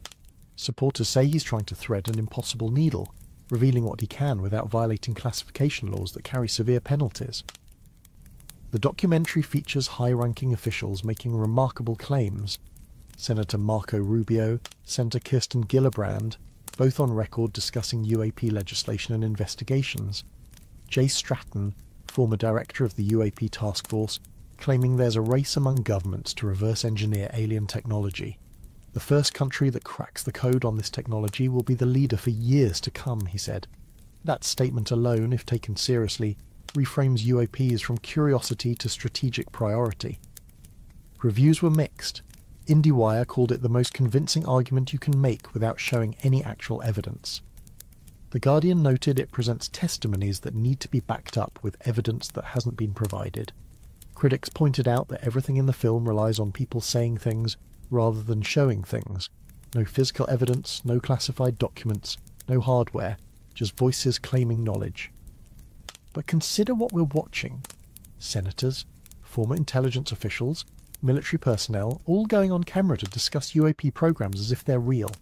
Either they're correct or they're all mistaken, or they're deliberately spreading misinformation. Each possibility is wild in its own way. If they're correct, we're in the early stages of confirmation that non-human intelligence interacts with Earth.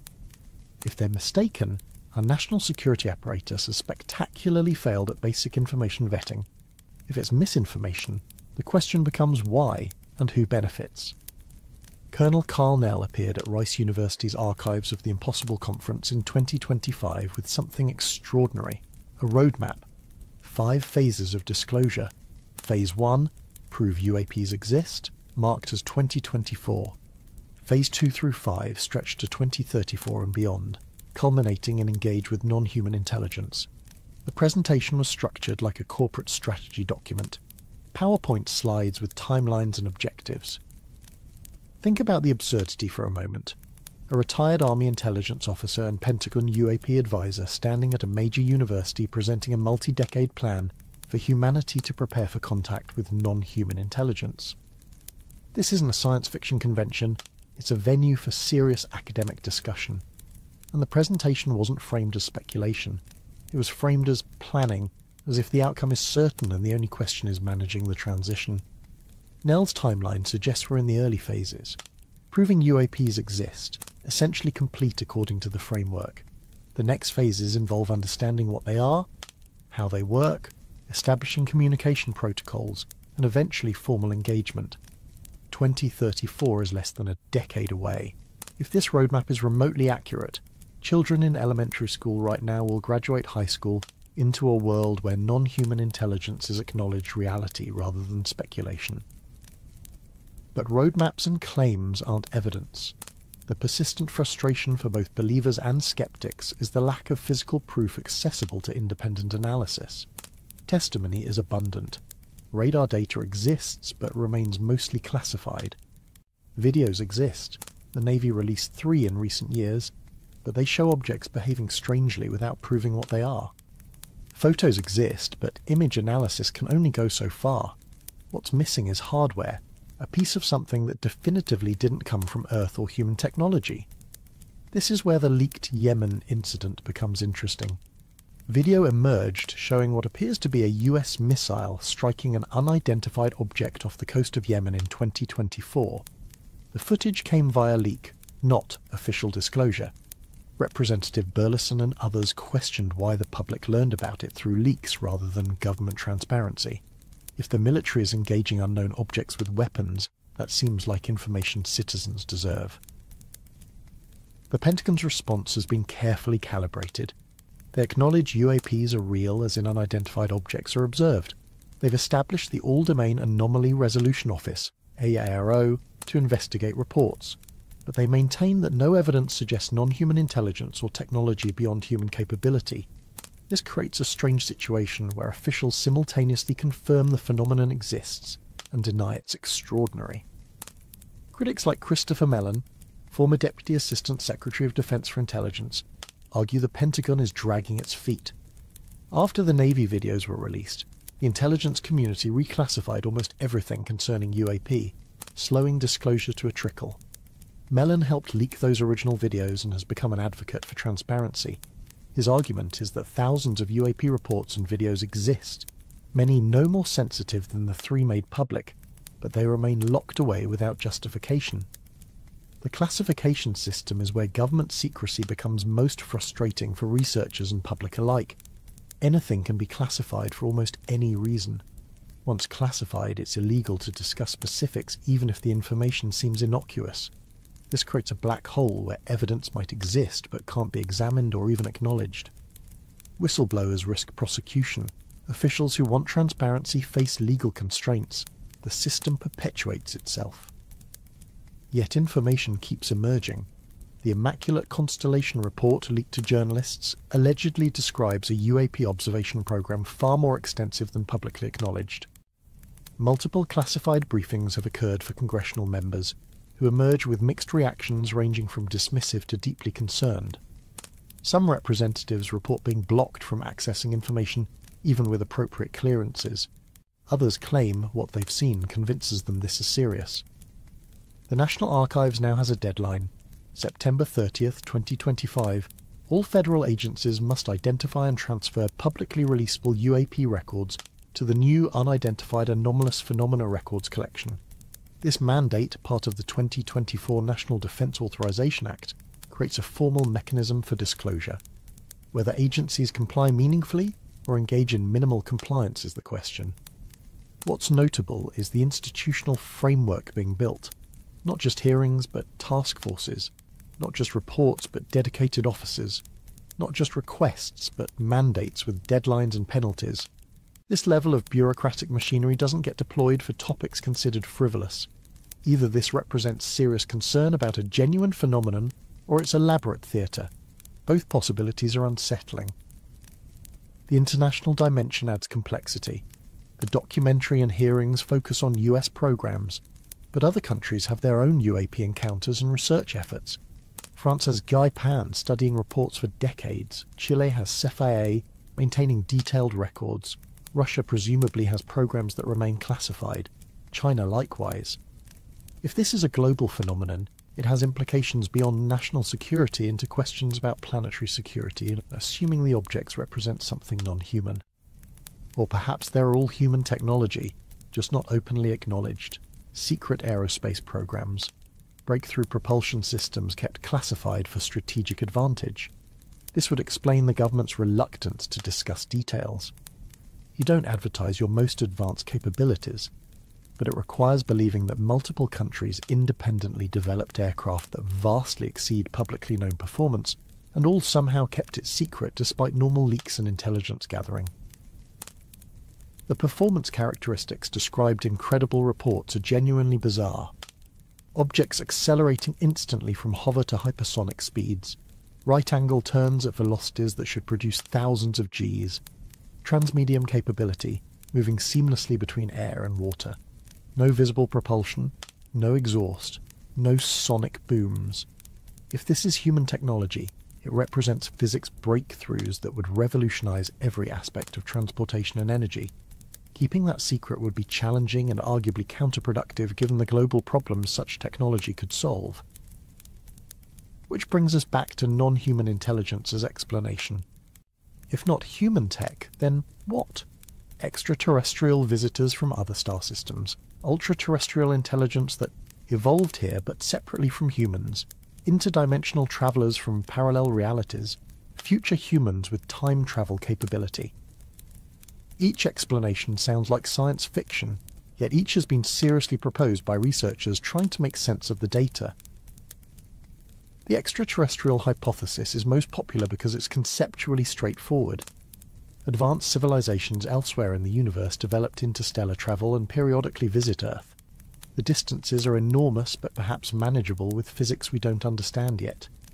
Motivation could be scientific curiosity, the way we study other species without necessarily interfering, or maybe interference happens and we just don't recognize it.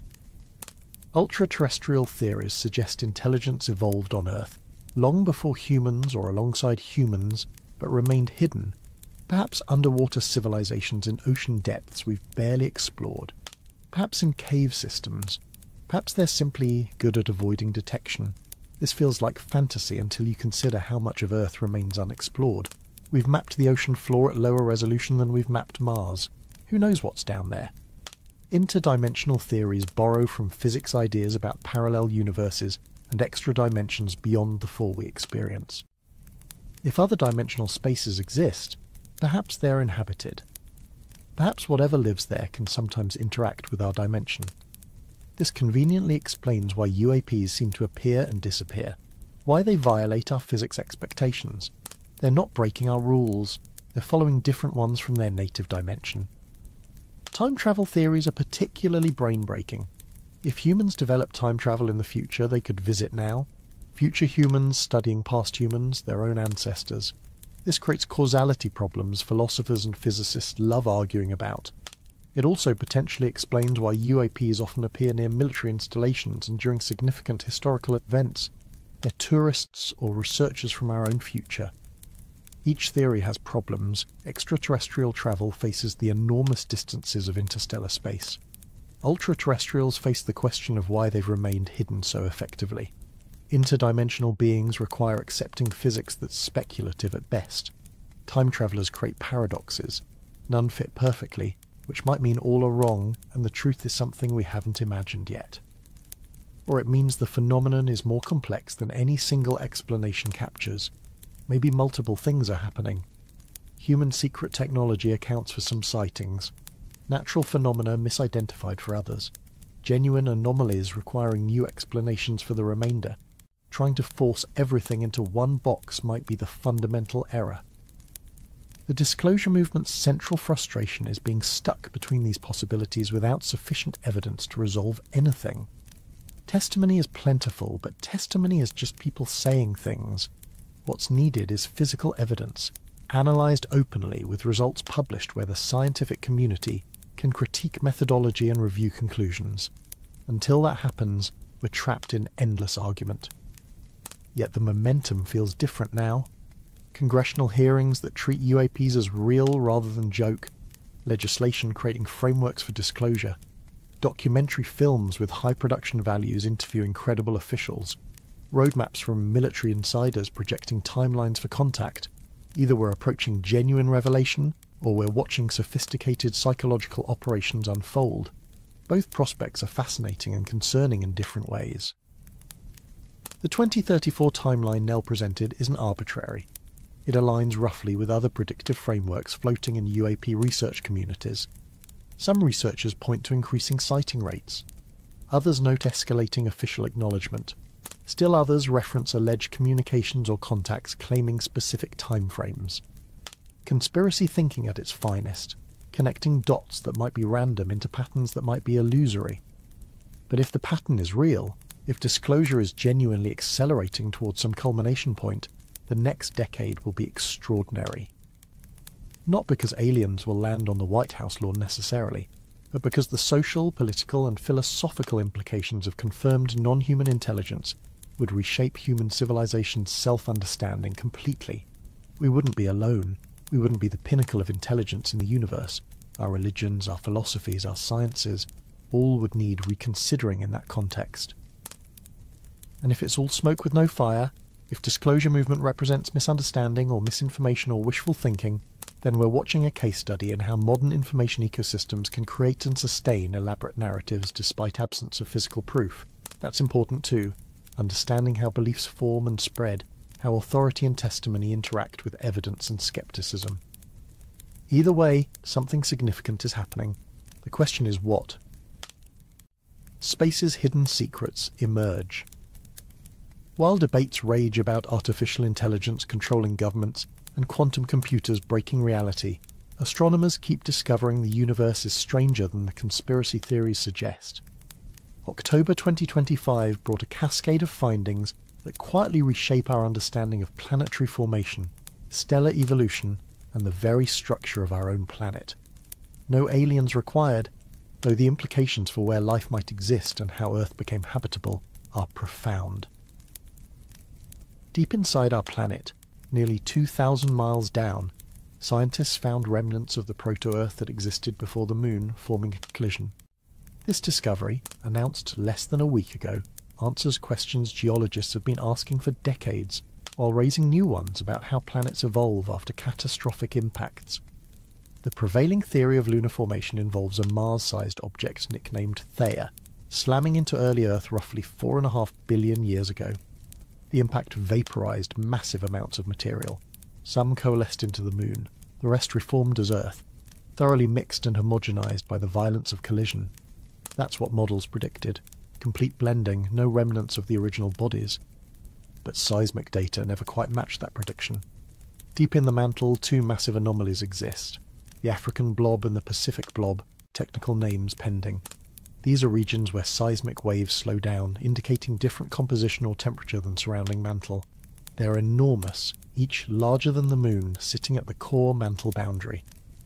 The new research suggests these blobs are pieces of Theia, not fully mixed into Earth during the collision, but sunk to the bottom of the mantle where they've remained for billions of years. Chemical analysis of volcanic rocks, which sometimes carry material from deep mantle regions, shows unusual isotope ratios consistent with material that formed elsewhere in the solar system before accreting into Earth. Think about the implications. Inside our planet sits substantial mass from another world. Proto-Earth and Theia didn't fully merge. They're still partially distinct, layered like oil and water, but at planetary scale. This affects everything from how Earth's magnetic field generates to why volcanic hotspots exist where they do. Those blobs might be chemically distinct enough to influence mantle convection patterns, which drive plate tectonics, which shapes continents and ocean basins, which determines climate. If remnants of planetary collisions persist inside planets rather than homogenizing completely, every rocky world in the universe potentially contains a geological record of its violent formation. Core samples from Mars or Venus, if we ever obtain them, might reveal similar layered structures. Understanding these internal architectures becomes crucial for understanding planetary evolution. The Moon itself benefits from this revelation. If Theia material is inside Earth, and the Moon formed from impact debris, the Moon likely contains mixed material from both bodies. Lunar samples already showed chemical similarities to Earth that seemed too close for separate origins. Now we understand why. The Moon is made from both Earth and Theia, thoroughly blended during the impact, while Earth kept some unmixed Theia in its depths. Elsewhere in the solar system, James Webb Space Telescope scored another victory by identifying a red supergiant star that later exploded as a supernova. This solves what astronomers call the red supergiant problem. Theory predicts these massive stars should explode as Type II supernovae, but observations often fail to detect them right before the explosion. They seem to disappear in the years leading up to their death, hidden by dust or dimmed by some process we didn't understand. Webb's infrared vision can pierce dust that blocks visible light. By observing in infrared wavelengths, it caught the supergiant before it exploded, confirming it was there despite being invisible to other telescopes. The star was shrouded in material it had shed in its final years, creating a dusty cocoon that hid it from view. When it exploded, the outburst cleared away the dust, revealing what had been there all along. This matters because understanding stellar evolution requires catching stars at every stage. We've seen plenty of supernovae and their aftermaths. We've studied many red supergiants that haven't exploded yet, but catching one in transition, the crucial moments before detonation, has been frustratingly rare. Each observation helps refine models of how massive stars die and what they leave behind. Supernova remnants seed the galaxy with heavy elements. Carbon, oxygen, nitrogen, everything heavier than hydrogen and helium, is forged in stellar cores or during explosive deaths. We are made of star stuff, as Carl Sagan famously noted. Understanding how stars create and distribute those elements helps explain how planets like Earth acquired the building blocks for life. Speaking of building blocks, Saturn's moon Enceladus continues revealing itself as one of the most promising locations for life beyond Earth. Fresh analysis of Cassini data, the spacecraft that studied Saturn until 2017, found complex organic molecules in the water geysers shooting from Enceladus's south pole. Not just simple carbon compounds, but large complex structures that on Earth are associated with biological processes. The molecules were detected in Saturn's E-ring, which is constantly replenished by Enceladus's geysers. This means the complex organics aren't products of long exposure to space radiation, but come directly from the subsurface ocean. Whatever chemical processes are happening under Enceladus's ice shell, they're producing the ingredients of life. Frank Postberg, one of the researchers, emphasized this point. These molecules prove that complex organics Cassini detected aren't just a product of long exposure to space, but are readily available in Enceladus's ocean. The ocean is actively producing or maintaining these compounds. Whether biological processes are involved remains unknown, but the chemistry is promising. Enceladus checks many boxes for habitability. Liquid water ocean confirmed by gravitational measurements and direct observation of geyser eruptions. Energy source from tidal heating as Saturn's gravity flexes the moon. Complex organic chemistry. Rock-water interface at the ocean floor where hydrothermal vents might exist. On Earth, similar environments support thriving ecosystems independent of sunlight. The case for returning to Enceladus grows stronger with each analysis of old data and each new understanding of what makes environments habitable. A dedicated mission could fly through the geyser plumes, sampling material directly from the ocean without landing or drilling. Instruments exist that could detect biosignatures if life is present. Whether space agencies will fund such a mission is a question of budget priorities and political will. Meanwhile, closer to home, Mars continues playing coy about whether it ever hosted life. Perseverance rover found mudstones in Jezero crater, containing organic carbon and unusual textures that some researchers interpret as possible biosignatures. The leopard spot patterns in the rocks resemble features that on Earth are associated with microbial activity. But possible biosignatures aren't confirmed biosignatures. Abiotic processes, chemistry without biology, can produce similar patterns. Definitively proving biological origin requires more analysis than a rover can perform on Mars. The samples Perseverance has been caching are intended for eventual return to Earth, where laboratory analysis could settle the question, but that return mission faces uncertain funding and timeline challenges. What's clear is that ancient Mars was wetter. Jezero crater was once a lake fed by rivers. The rocks Perseverance studies formed in the aqueous environment. Whether life emerged in those waters is unknown, but conditions appear to have been suitable. Water, organic carbon, energy sources from volcanism and chemical reactions, all the prerequisites were present. The search for life beyond Earth has shifted from asking if conditions allow it to asking where to look and how to recognize it. Every new habitat we examine expands the range of conditions life might tolerate. Extremophiles on Earth survive in acid, in ice, in boiling water, in crushing pressures, in complete darkness, in environments that would quickly kill humans. Each discovery of terrestrial life in extreme conditions widens the search parameters for extraterrestrial life. But space delivered stranger discoveries too. Astronomers detected the most distant and energetic odd radio circle ever found, nearly 10 billion light-years away. Odd radio circles are exactly what they sound like. Mysterious circular structures visible only in radio wavelengths. They're enormous, hundreds of thousands of light-years across, and nobody is entirely sure what causes them. The leading theory involves shock waves from massive galactic events, perhaps collisions between galaxies or outbursts from supermassive black holes. But the physics is still being worked out.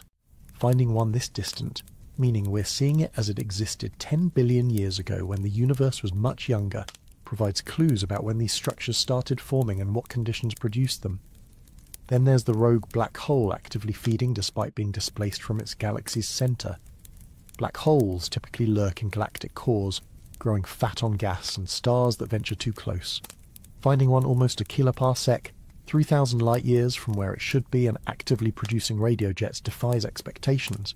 How did it get displaced? What's feeding it out in the relative emptiness between galactic structures? One possibility is a galactic collision kicked it out. When galaxies merge, their central black holes can interact gravitationally in ways that sometimes eject one or both from the merge system. But ejected black holes usually aren't actively feeding. They're isolated, starving in the void. This one found something to eat, or it brought its meal with it. A captured gas cloud, perhaps. The discovery highlights how much happens in the universe that we rarely witness. Black holes feeding far from galactic centres, stars exploding in dusty cocoons, ancient planetary collision remnants preserved in mantle depths, organic chemistry brewing in subsurface oceans, radio structures spanning galaxy clusters. Each observation pushes boundaries of what we thought possible. Titan, Saturn's largest moon, broke chemistry rules. Scientists announced that incompatible substances mix on Titan's surface despite the principle that, like dissolves like. At Titan's frigid temperatures, negative 179 degrees Celsius, chemistry behaves differently. Compounds that couldn't coexist in Earth conditions form stable mixtures. This matters for astrobiology because it means alien biochemistry might use solvents and reactions that seem impossible in Earth terms. Liquid methane on Titan could support chemistry leading to life, just not life as we know it.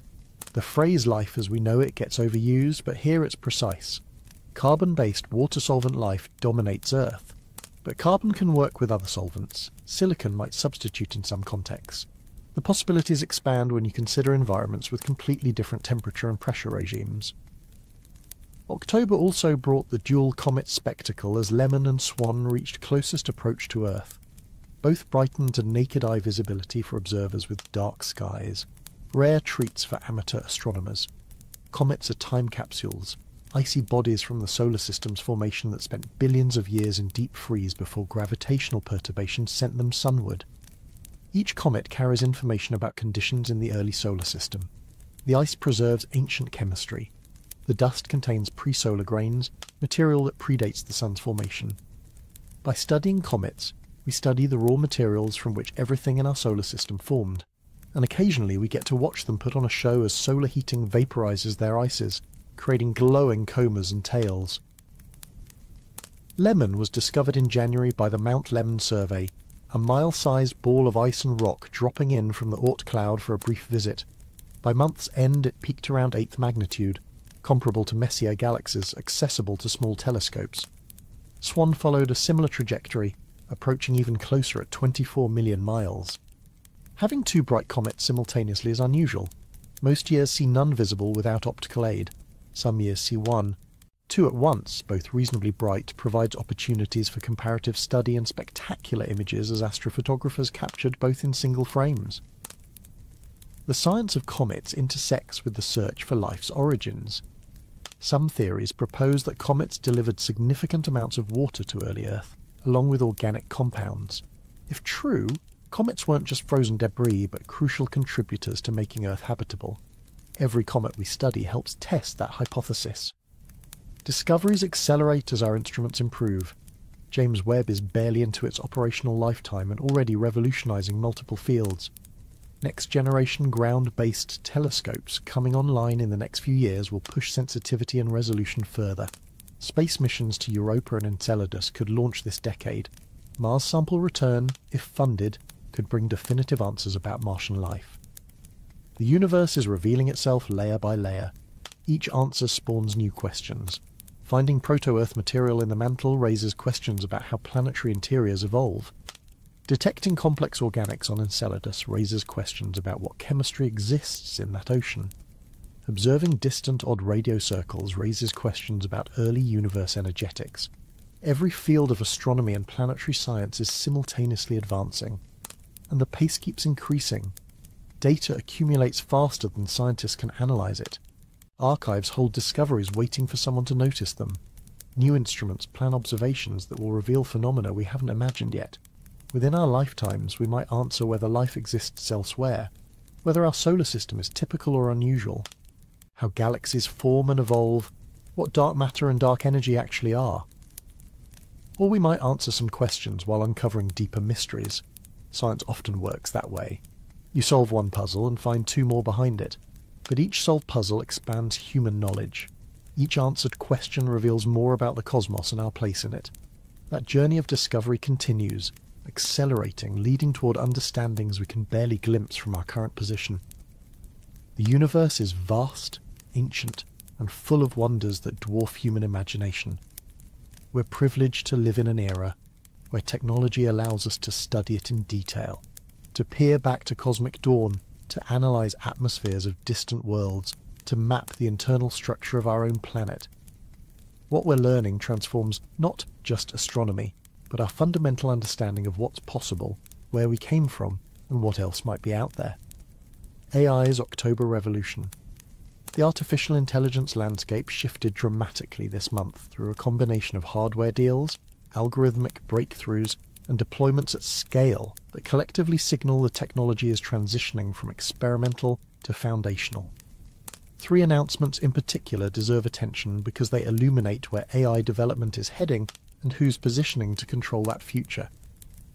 First, OpenAI and AMD sealed a multi-billion-dollar agreement that analysts are calling the opening salvo in an AI infrastructure arms race. The deal commits AMD to supplying 6 gigawatts of computing power through their Instinct series chips, beginning with the MI450 GPUs in late 2026. 6 gigawatts is difficult to conceptualize, but consider that most data centers consume tens of megawatts. This represents enough computing capacity to power multiple massive AI training facilities. The financial structure is unusual. Beyond hardware purchases, OpenAI receives warrants on up to 10% of AMD shares. This equity arrangement ties the company's fortunes together in ways that transcend normal supplier-customer relationships. AMD's stock surged 38% on the announcement. Barclays projects over $100 billion in revenue from the partnership within 5 years. These numbers suggest the market believes we're witnessing formation of critical infrastructure for the next technology era. Why does this matter beyond business headlines? Because AI development has hit a bottleneck, and that bottleneck is compute. Training frontier models requires thousands of specialized processors running for months. Each generation of models demands more computation than the last. GPT-3 needed hundreds of petaflop days. GPT-4 required orders of magnitude more. The next generation will require even more. Without sufficient hardware, progress stalls. NVIDIA currently dominates this market. Their H100 and newer chips power most major AI training. That monopoly creates problems, supply constraints, price leverage. Single point of failure risks. AMD's emergence as credible alternative reshapes the landscape. Competition typically accelerates innovation while reducing costs. OpenAI betting this heavily on AMD signals confidence that the chips will perform and deliver on time. But the deal represents more than diversification. It's about securing guaranteed access to compute at a scale that enables continuing model development. As AI systems grow more capable, their appetites for computation grow exponentially. Planning years ahead for hardware procurement becomes essential. OpenAI is essentially locking in future capacity, ensuring they won't be compute limited when competitors might be. Meanwhile, Anthropic, OpenAI's primary rival, announced its largest enterprise deployment ever. 470,000 Deloitte employees across 150 countries now have access to Claude. This isn't a pilot program, it's integration at massive scale into daily workflows of a Big Four consulting firm. The partnership involves significant financial and engineering commitments from both companies. What makes this newsworthy is what it represents about AI maturity. Moving from experimental tools that early adopters play with to core business infrastructure that 500,000 employees rely on daily requires reliability, security, compliance with regulations, integration with existing systems, training programs, support infrastructure. This deployment demonstrates that enterprise AI has crossed that threshold for at least some use cases. Deloitte presumably conducted extensive evaluation before committing. Consulting firms are professionally skeptical and risk-averse. They need tools that enhance employee productivity without creating liability or security vulnerabilities. That they chose Claude and deployed it this broadly suggests confidence in the technology's readiness. It also signals to other enterprises that adoption is becoming standard rather than experimental. The competitive dynamics are fascinating. OpenAI dominates consumer AI through ChatGPT's 800 million weekly active users, a number that grew by 100 million in a single month. But Anthropic is winning major enterprise contracts, positioning Claude as the reliable choice for businesses that prioritize safety and interpretability. Different strategies for different markets, both potentially viable. Then there's the infrastructure layer. IBM partnered with Grok to integrate their inference acceleration technology into Watson Orchestrate. Grok's language processing units, LPUs, deliver over 5 times faster inference than traditional GPU systems at lower cost. Inference is what happens when you use a trained model, as opposed to training which is building the model initially. Improving inference speed and efficiency matters enormously for real-world deployment. Healthcare applications were highlighted. Hospital systems receive thousands of complex patient questions simultaneously. Fast inference means AI agents can analyze information and provide accurate answers in real time. Similar benefits apply across industries. HR systems, customer service, financial analysis, anywhere rapid response matters.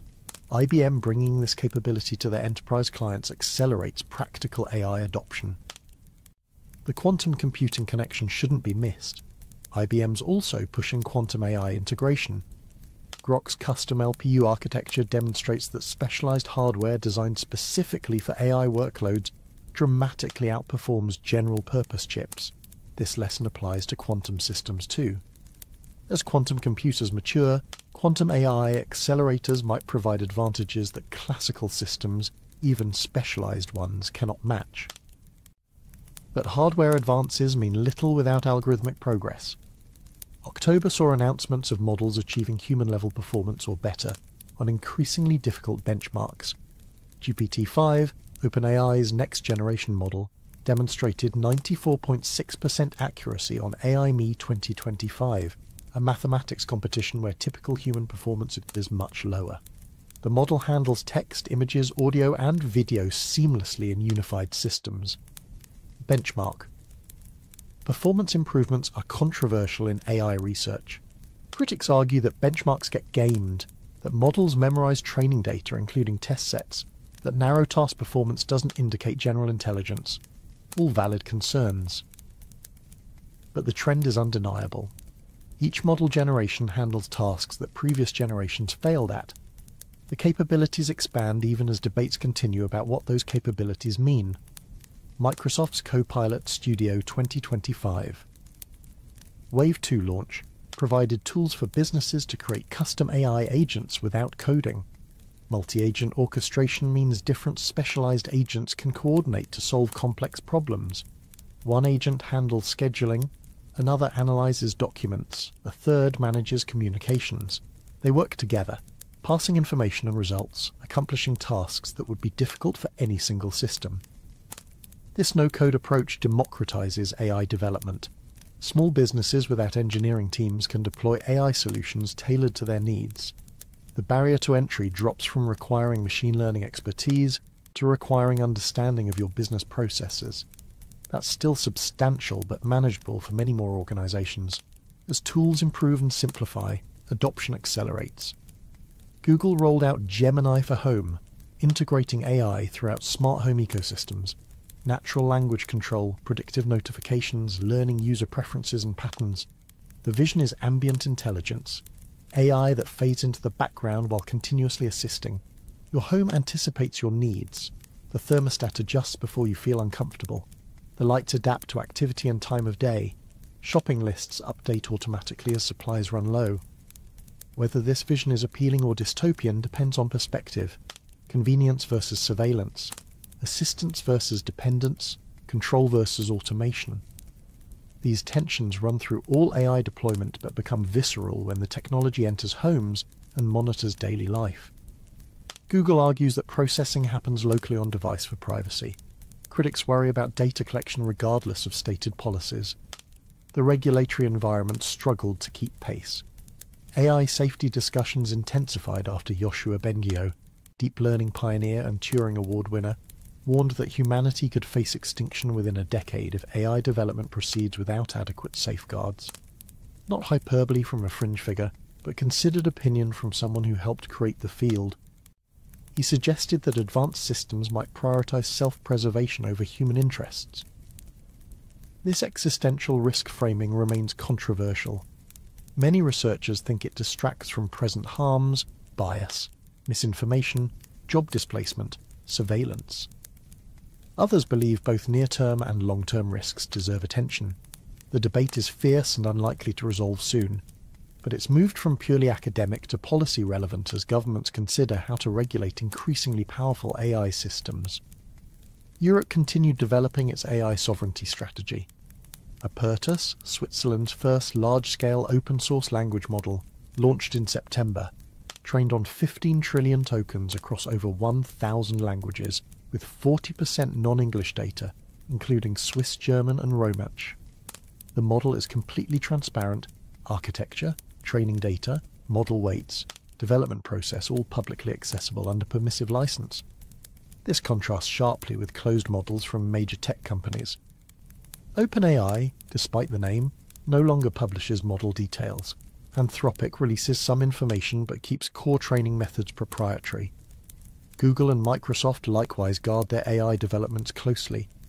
Open-source alternatives provide options for organizations concerned about vendor lock-in or sovereignty issues. Switzerland positioning itself as an AI hub through open development could influence European tech policy more broadly.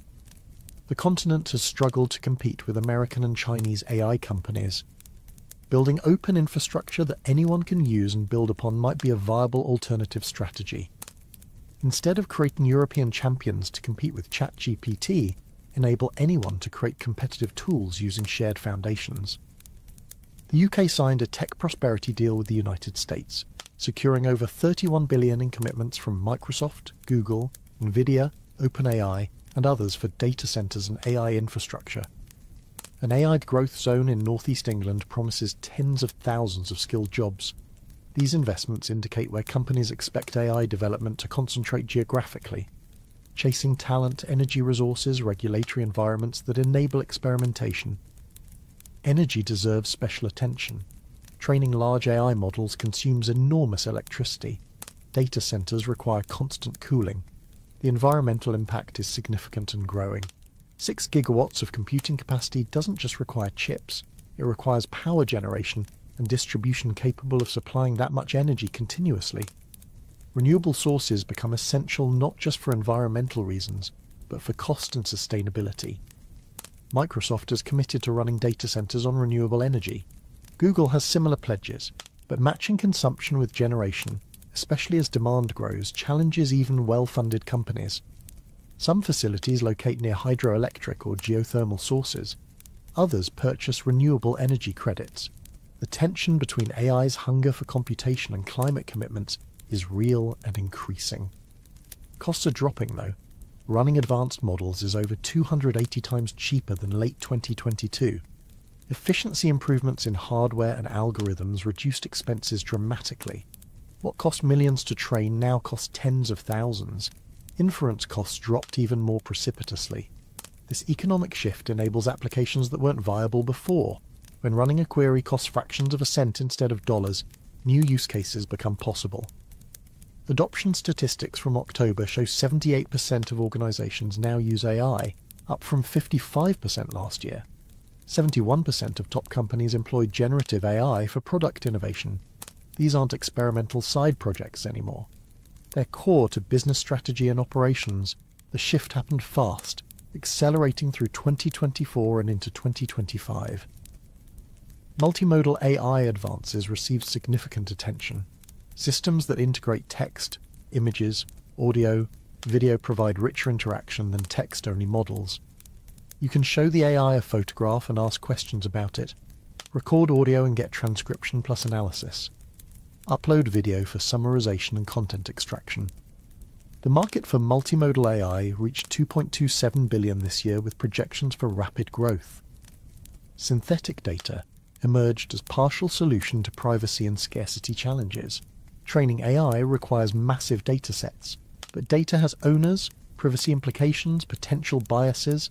Synthetic data, artificially generated to match statistical properties of real data without containing actual information about real people, offers a way forward. Models trained on synthetic data can achieve comparable performance to those trained on real data in some contexts.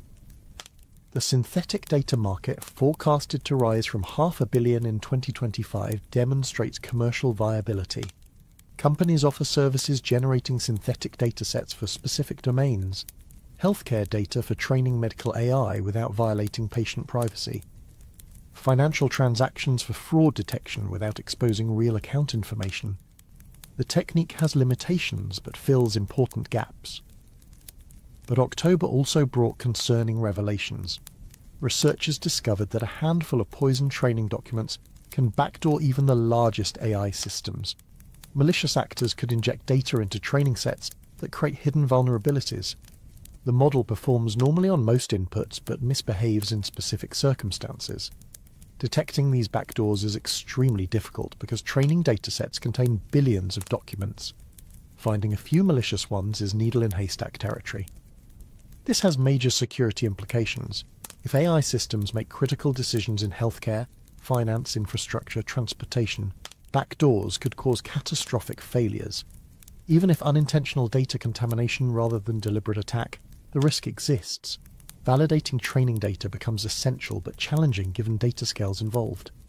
Solutions are being developed, but the problem highlights AI security challenges that will only grow as systems become more capable and consequential. Samsung announced a 7 million parameter model outperforming giants thousands of times larger on specific tasks. This seems impossible. Larger models should always beat smaller ones, but the result demonstrates that architecture and training methods matter as much as size. Clever design and efficient use of parameters can achieve surprising results. This bodes well for deploying AI on resource-constrained devices like phones and embedded systems. The pattern across all these developments points toward AI transitioning from novelty to infrastructure. The conversations are less about whether AI works and more about how to deploy it reliably, ethically, securely. The infrastructure deals lock in compute capacity. The enterprise deployments demonstrate viability. The algorithmic improvements show continuing progress. The regulatory debates acknowledge AI's growing impact on society. We're watching the early stages of a major technological shift. Not as dramatic as the Internet's arrival, perhaps, but potentially as transformative. AI touches more aspects of life and business than any previous computing paradigm. It's not a single application or platform. It's a capability that enhances or replaces cognitive work across domains. Whether this is good depends on how it's managed. The benefits are obvious: increased productivity, enhanced capabilities, solutions to problems previously intractable. The risks are equally obvious: job displacement, surveillance, misinformation, concentration of power, potential for misuse. Navigating between maximizing benefits and minimizing harms will define technology policy for the next decade. The conspiracy spiral: what's real in 2025? The boundary between conspiracy theory and legitimate questioning has never been blurrier. When elected officials testify about government UAP programs, when quantum computers demonstrate capabilities that sound like science fiction, when AI systems produce outputs indistinguishable from human writing, the landscape of plausibility shifts. What seemed absurd yesterday becomes possible today. And into that uncertainty, conspiracy theories flourish with unprecedented vigour. October 2025 brought fresh research on how conspiracy beliefs spread and why they persist despite contradicting evidence. A study following the Trump assassination attempt in July 2024 provides rare real-time data on conspiracy formation. Within hours of the shooting, researchers deployed surveys to capture how information and misinformation propagated through the population. The results are sobering. 95% of respondents heard about the assassination attempt quickly, which is expected for major news. But 41% had heard the right-leaning conspiracy theory that Democrats orchestrated the shooting, and 53% heard the left-leaning theory that Republicans staged it to boost Trump's popularity. Within days, conspiracy theories achieved nearly the same reach as factual reporting. More troubling, a substantial fraction believed these theories. Of those who heard the Democratic plot theory, 13% considered it very likely and 16% somewhat likely. For the Republican staging theory, 12% very likely and 17% somewhat likely. Nearly 30% of people exposed to these conspiracies found them credible despite zero evidence supporting either. David Laser, the Northeastern University professor who conducted the research, emphasizes how quickly misinformation spreads and how many people accept it. The vacuum of information immediately following major events gets filled with speculation, rumor, and conspiracy. People encounter these narratives through social media, messaging apps, friends, family. Repetition creates familiarity. Familiarity breeds credibility. This dynamic explains why conspiracy theories have become so prevalent in 2025. Social media algorithms optimize for engagement, and conspiracy content is extremely engaging. It's dramatic, emotionally charged, simplifies complex situations into good versus evil narratives. Platforms don't intend to spread misinformation, but their optimization for user attention inadvertently amplifies content that happens to be false but compelling. The most viral conspiracy theories of 2025 share common elements. They identify clear villains. They explain confusing events with simple narratives. They position believers as informed insiders, while dismissing skeptics as naive or complicit. They're unfalsifiable. Any evidence against them is reinterpreted as proof of the conspiracy's reach and power. These characteristics make them psychologically sticky regardless of truth value. Consider the staged wars theory gaining traction. Recent military confrontations involving Israel, Iran and the US are claimed to be theatrical distractions, choreographed events aimed at manipulating public attention and oil prices. Supporters point to low casualty numbers, rapid ceasefires, and coordinated media coverage as evidence. Never mind that modern warfare often involves precision strikes that minimize casualties, that diplomacy happens behind scenes before public ceasefires, that media covering wars is normal. The theory persists because it offers a simple explanation for complex geopolitics. The AI controlling governments conspiracy has evolved from fringe to mainstream discussion. The claim is that machine learning systems built for defense, finance, or surveillance have become powerful enough to influence or manipulate leaders without public knowledge. Given that AI does provide recommendations in various domains, and that those recommendations sometimes get followed without deep scrutiny, there's a kernel of plausibility here. But the leap from AI assists decision-making to AI secretly controls everything is enormous. It requires believing that systems reach capability levels far beyond what's publicly demonstrated, that they developed goals independent of their programming, that they coordinate across organizations and governments, that nobody involved has leaked evidence. Each assumption strains credibility, yet the theory spreads because AI development is rapid and poorly understood by most people. The Great Financial Reset theory intensified throughout 2025. Believers claim global elites are engineering total collapse of the financial system to usher in centralized digital economy controlled by entities like BlackRock or the IMF. Elements of this are true. Central banks are exploring digital currencies. Asset managers do wield enormous power. Financial systems are complex and sometimes prone to crisis. But extrapolating from these facts to orchestrated worldwide conspiracy requires ignoring how markets actually work and how difficult coordinating such schemes would be.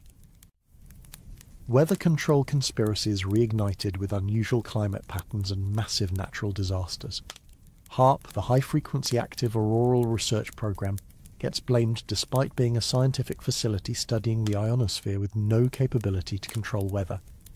Cloud seeding exists and is used locally, but it influences where precipitation falls, not whether it occurs. Climate satellites observe weather. They don't create it. Yet the theories persist because weather is impactful, unpredictable, and controlled by nobody, which feels wrong to pattern-seeking brains that assume intention behind outcomes. The fake peace deals theory suggests that major diplomatic agreements, especially in the Middle East, are staged and meaningless. Real motives are allegedly resource access, electoral manipulation, or hiding military agendas. This theory is particularly hard to counter, because international relations involve deception, secret negotiations, and interests that aren't publicly stated. Some agreements do fail or prove superficial, but claiming all diplomacy is theatre requires vast conspiracies that would be nearly impossible to maintain. UAP disclosure theories occupy strange territory between mainstream and fringe. Government whistleblowers and leaked footage have validated that unknown objects are observed and investigated. Congressional hearings treat the topic seriously, but theories extrapolate from this to claims of alien technology integration, secret treaties with non-human intelligence, preparation for imminent contact. These go far beyond available evidence even as they build on confirmed facts about government programs. The challenge is distinguishing legitimate questions about government transparency from elaborate fiction about alien alliances. UAPs exist as in unidentified objects are observed. Whether they're alien technology, secret human aircraft, natural phenomena, sensor artifacts, or a mix of all four remains genuinely uncertain. Conspiracy theories fill that uncertainty with elaborate narratives that may or may not bear any resemblance to reality. QAnon experienced resurgence in 2025 after fading somewhat from headlines. The theory, claiming a secret cabal of elites is involved in child trafficking and that a coming Great Awakening will bring justice, adapts endlessly to incorporate new events. When predictions fail, the timeline shifts. When evidence contradicts claims, it's reinterpreted as disinformation from the cabal. The theory is essentially unfalsifiable because every outcome gets explained within its framework. Project 2025, despite being a published policy document from think tanks, became conspiracy material through extrapolation. Critics claim it's not just conservative policy roadmap, but a blueprint for authoritarian control, dismantling environmental protections, centralizing power, enforcing religious governance. The document is real and does contain controversial proposals, but theories about military tribunals, civil rights rollbacks, and censorship go beyond what's written, assuming hidden agendas behind stated policies. Interestingly, concerns about Project 2025 mirror conspiracy theories about Agenda 2030, the UN Sustainable Development Goals. Right-wing theorists claim Agenda 2030 is a global socialist plot against freedom, an excuse for lockdowns and control. Left-wing theorists claim Project 2025 is a plutocrat-funded conspiracy to destroy climate action and social programs. Both theories share structure even as they target different political positions. This symmetry is revealing. Conspiracy theories aren't confined to one political orientation. Both left and right generate them, tailored to their respective fears and worldviews. Left conspiracies often involve corporate malfeasance and right-wing plots.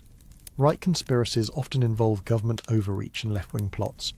The psychological mechanisms are the same even as the content differs. Fogvid. 24, named for chemical-smelling fog reported across several US states in early 2025, demonstrates how quickly new conspiracy theories form. Scientists attributed the fog to natural weather patterns and industrial emissions.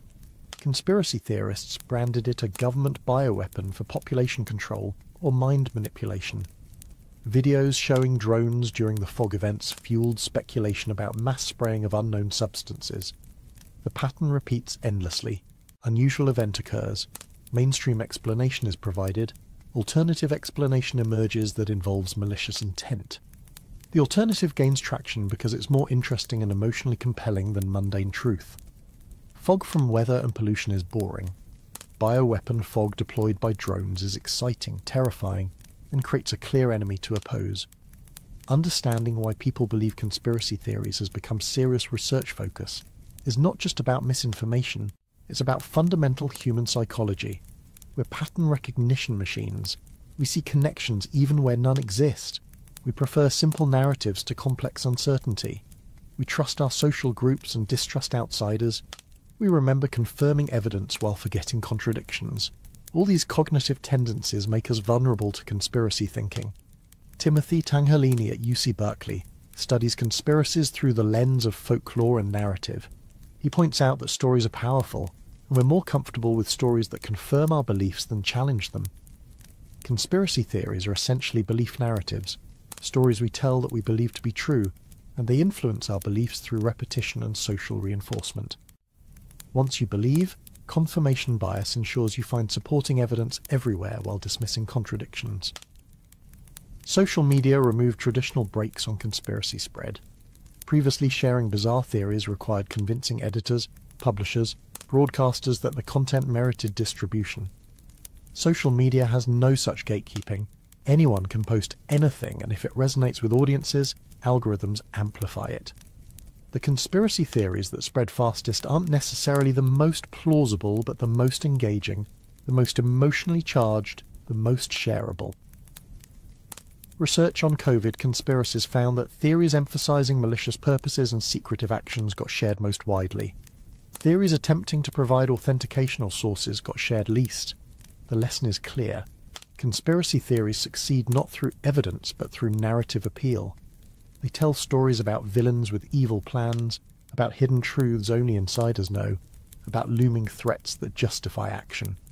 These elements make compelling stories even when they're completely false.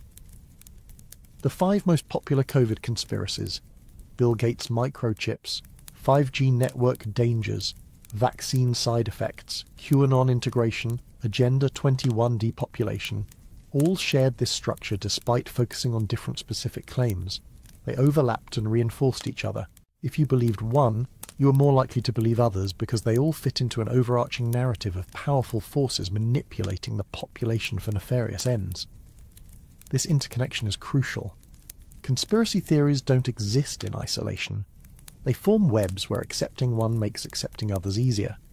Belief in UAP cover-ups connects to beliefs about government secrecy generally. Belief in financial manipulation connects to beliefs about elite control. Belief in technology dangers connects to beliefs about corporate malfeasance. The web of belief grows as new connections form between existing theories. Breaking people free from conspiracy beliefs is extremely difficult. Presenting contradictory evidence often backfires, reinforcing the conspiracy mindset through the explanation that the evidence itself is manufactured by the conspirators. Debunking can increase commitment to false beliefs rather than undermining them. This poses enormous challenges for countering misinformation. Some researchers suggest that rather than attacking beliefs directly, understanding where people are coming from is crucial. Conspiracy theories often emerge from legitimate concerns, distrust of authority, feelings of powerlessness, desire to understand confusing world events. These are reasonable responses to genuine problems. Dismissing believers as stupid or crazy misses the point and entrenches opposition.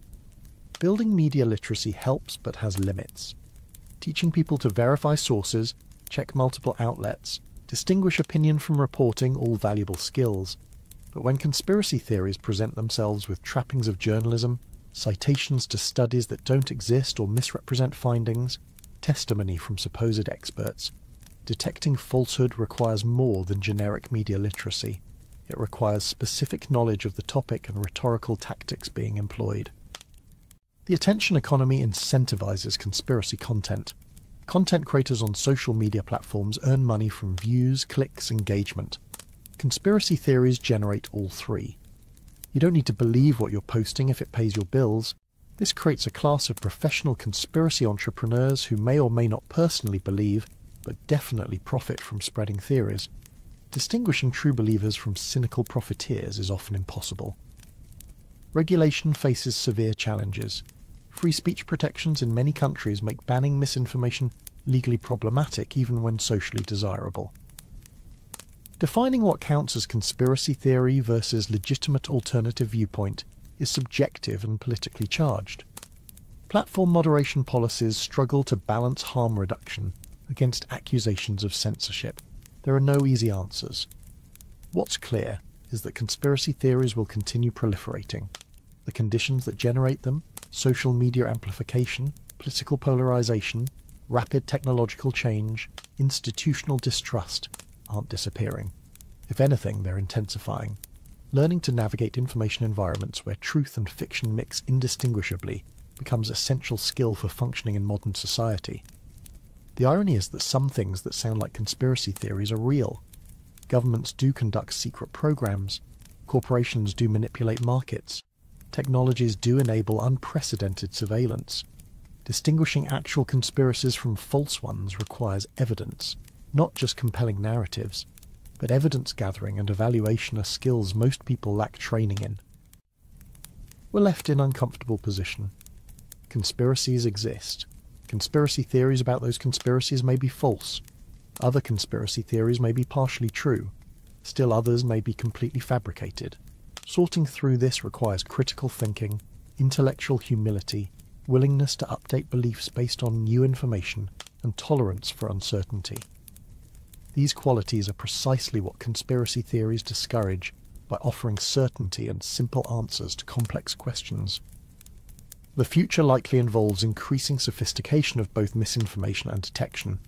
AI tools can generate fake but convincing evidence. Other AI tools can detect deepfakes and fabricated content. It's an arms race with uncertain outcome. Meanwhile, human psychology remains vulnerable to the same biases and heuristics that made us susceptible to conspiracy thinking throughout history. Technology changes. Human nature adapts much more slowly. Comets Lemon and Swan light up October skies. While humanity debates whether spheres carry alien messages and whether quantum computers will break encryption, the universe delivered a reminder that some spectacles need no conspiracy theories or advanced technology to inspire wonder. Two comets, arriving from the frozen depths beyond Neptune's orbit, brightened to naked-eye visibility for observers with dark skies. Lemon and Swan, discovered months apart but reaching peak brightness within days of each other, provided rare opportunities for amateur astronomers and professionals alike. Comet C 2025 A6, discovered by DC Falls using the Mount Lemmon survey in Arizona back in January, is a visitor from the Oort cloud. That spherical shell of icy bodies surrounding our solar system, stretching perhaps a light year from the Sun, contains trillions of potential comets. Most remain frozen and distant. Occasionally gravitational perturbations from passing stars or galactic tides nudge one inward.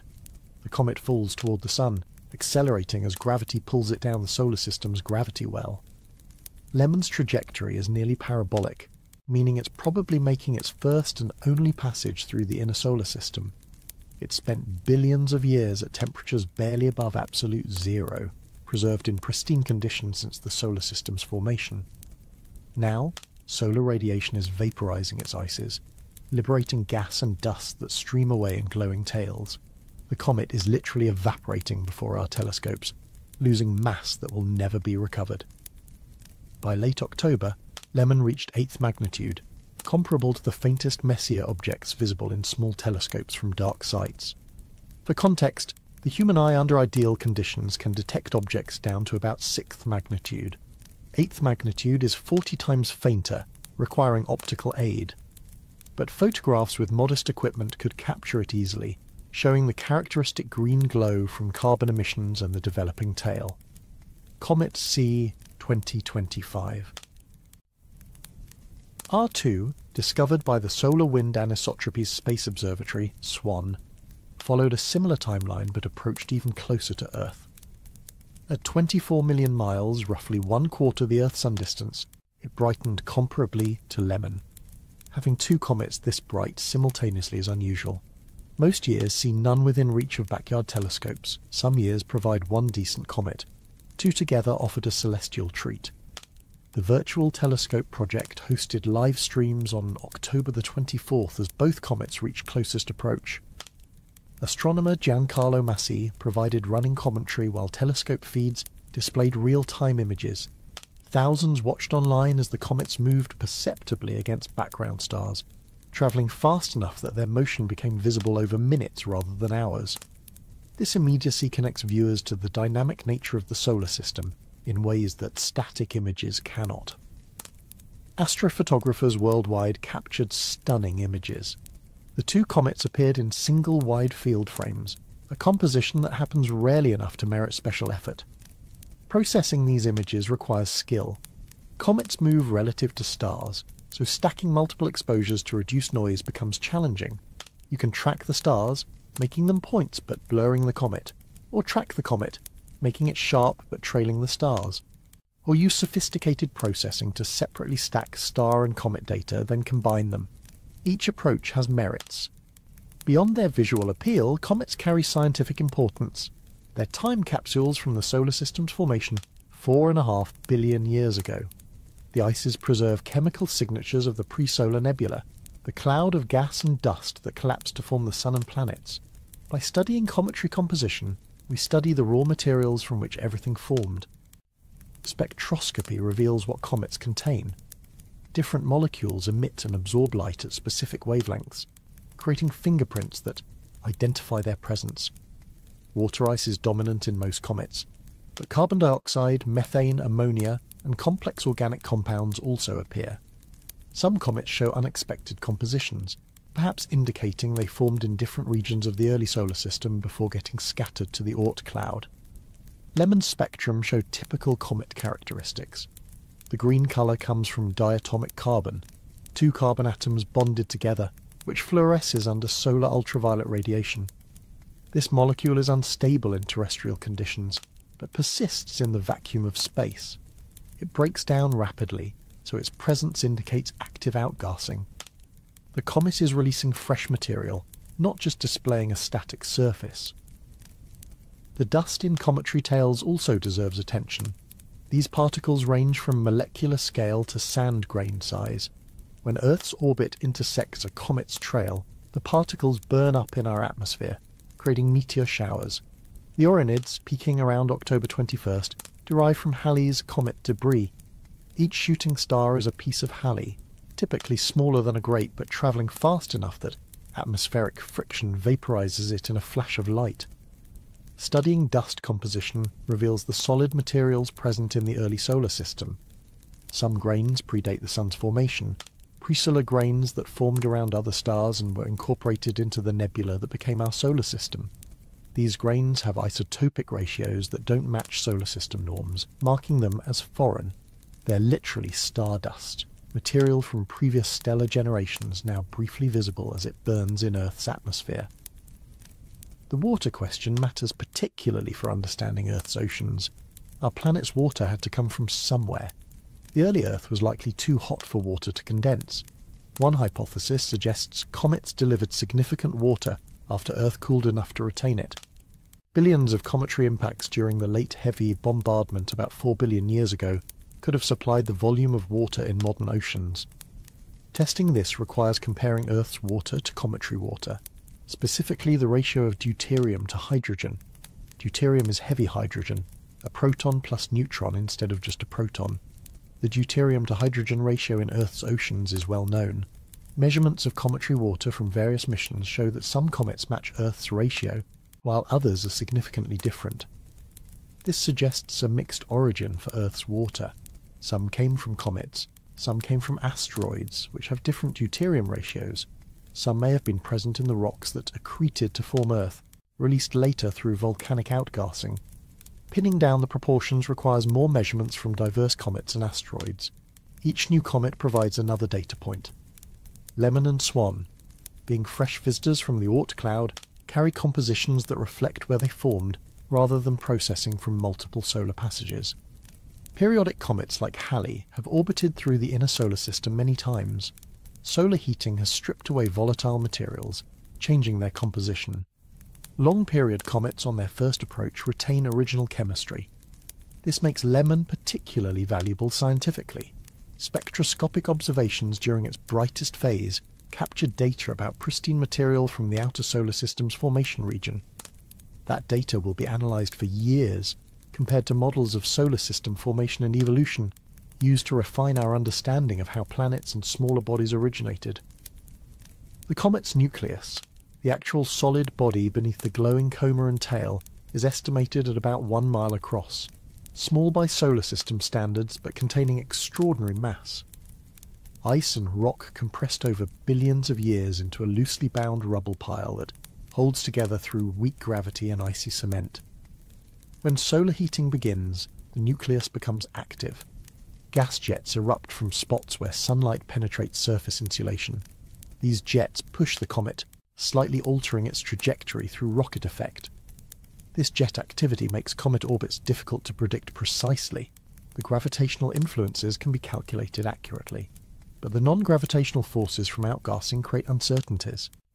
Halley's comet arrives slightly early or late each apparition because of these effects. For newly discovered comets making their first approach, the uncertainty is larger because we don't know their outgassing behaviour. Lemon's trajectory brought it to about half the Earth-Sun distance, 75 million miles at perihelion, its closest approach to the Sun. That's well inside Earth's orbit but outside Venus. The comet is now heading back outward, racing toward the darkness beyond Neptune where it will spend the next few thousand years if it returns at all. The orbital period for parabolic trajectories is undefined. These comets may or may not come back. Swan followed a similar story, discovered by space-based instruments designed to observe the Sun. Swan watches hydrogen emission from the solar wind, but occasionally spots comets as their outgassing creates hydrogen clouds that Swan detects. This discovery method finds comets before ground-based surveys, providing earlier warning and more time to prepare observations. The proximity of Swan's closest approach, 24 million miles, made it particularly attractive for detailed study. Closer means brighter and larger in angular size, easier to resolve structure in the coma and tail. Professional observatories dedicated telescope time to capturing spectra and images during peak brightness. This data will supplement the Lemon observations, providing comparison between two comets from presumably similar regions. Differences in composition despite similar origins would indicate heterogeneity in the early solar system. The Presolar Nebula wasn't uniform. Temperature gradients, turbulence, varying ice condensation distances, all these factors could produce comets with different chemistries, even if they formed in the same general region. Finding patterns in the variations helps map the conditions under which the solar system formed. Amateur contributions shouldn't be underestimated. While professional observatories have larger telescopes and sophisticated instruments, amateurs provide valuable monitoring. Comets change rapidly. Brightness variations, tail development, outbursts where activity suddenly increases, all happen on timescales of hours to days. Professionals can't watch continuously. Amateurs worldwide provide coverage, reporting changes that professionals then target for detailed study. The community aspect of comet observing creates networks where discoveries and observations get shared rapidly. Someone in Australia spots an outburst. Within hours, observers in Europe and Americas are pointed at the comet capturing data. This distributed monitoring system has been refined over decades and now operates largely through online platforms where observers post images and measurements in real time. Educational value is substantial too. Comets capture public imagination in ways that distant galaxies or asteroids don't. They move, they change, they're temporary visitors that appear, perform, then leave. This creates urgency. If you miss seeing a long-period comet, you won't get another chance in your lifetime. That motivates people to go outside, look up, use telescopes, learn about astronomy. Schools and astronomy clubs organised observing events around the comet appearances, setting up telescopes in dark locations, teaching people how to find and observe the comets, explaining what they're seeing and why it matters. These events often spark lasting interest in astronomy. Someone who sees their first comet might buy a telescope, join a club, become a lifelong observer. The impact extends beyond the specific event. Photographing comets has become more accessible with digital cameras. Film photography required long exposures and careful tracking. Digital sensors are more sensitive, reducing exposure times. Processing software can enhance faint details that might not be visible in individual frames. The barrier to entry has dropped, enabling more people to capture images that would have required professional equipment decades ago. But visual observing retains appeal. There's something immediate and personal about seeing photons that left the comet minutes ago striking your retina directly. No sensor, no screen, just your eye and the light. Experienced observers develop skill at detecting faint objects and subtle details that cameras miss. The human visual system, when adapted to darkness and given time to integrate signal, is remarkably sensitive. Comet tails point away from the sun, pushed by solar wind and radiation pressure. This creates the distinctive shape we recognise, a bright head with streaming tail. But comets actually have two tails, dust and ion. The dust tail is broad and curved, composed of particles that follow Keplerian orbits, but with slight perturbations from solar radiation pressure. The ion tail is narrow and straight, composed of charged molecules swept away by solar wind. These tails can be millions of miles long, despite the nucleus being only miles across. The contrast is dramatic. The Great Comet of 1844 had a tail estimated at over 200 million miles long, reaching beyond Mars's orbit. Modern comets rarely achieve such extremes, but their tails still extend far beyond what intuition suggests possible. The material is incredibly diffuse, essentially vacuum with a trace of atoms and molecules, but it catches sunlight and glows. Observing how tails develop and change as comets approach and recede from the sun provides insights into solar wind behaviour. The ion tail responds to variations in solar activity. When the sun releases a coronal mass ejection, the blast of plasma can disconnect a comet's ion tail, severing it from the nucleus. A new tail then grows over hours to days. These disconnection events are dramatic and provide natural laboratories for studying plasma physics. Both Lemon and Swan will fade now that they've passed closest approach. As they move farther from the sun, solar heating decreases. Outgassing slows, the coma shrinks, the tails dissipate. Within weeks they'll have faded beyond reach of small telescopes.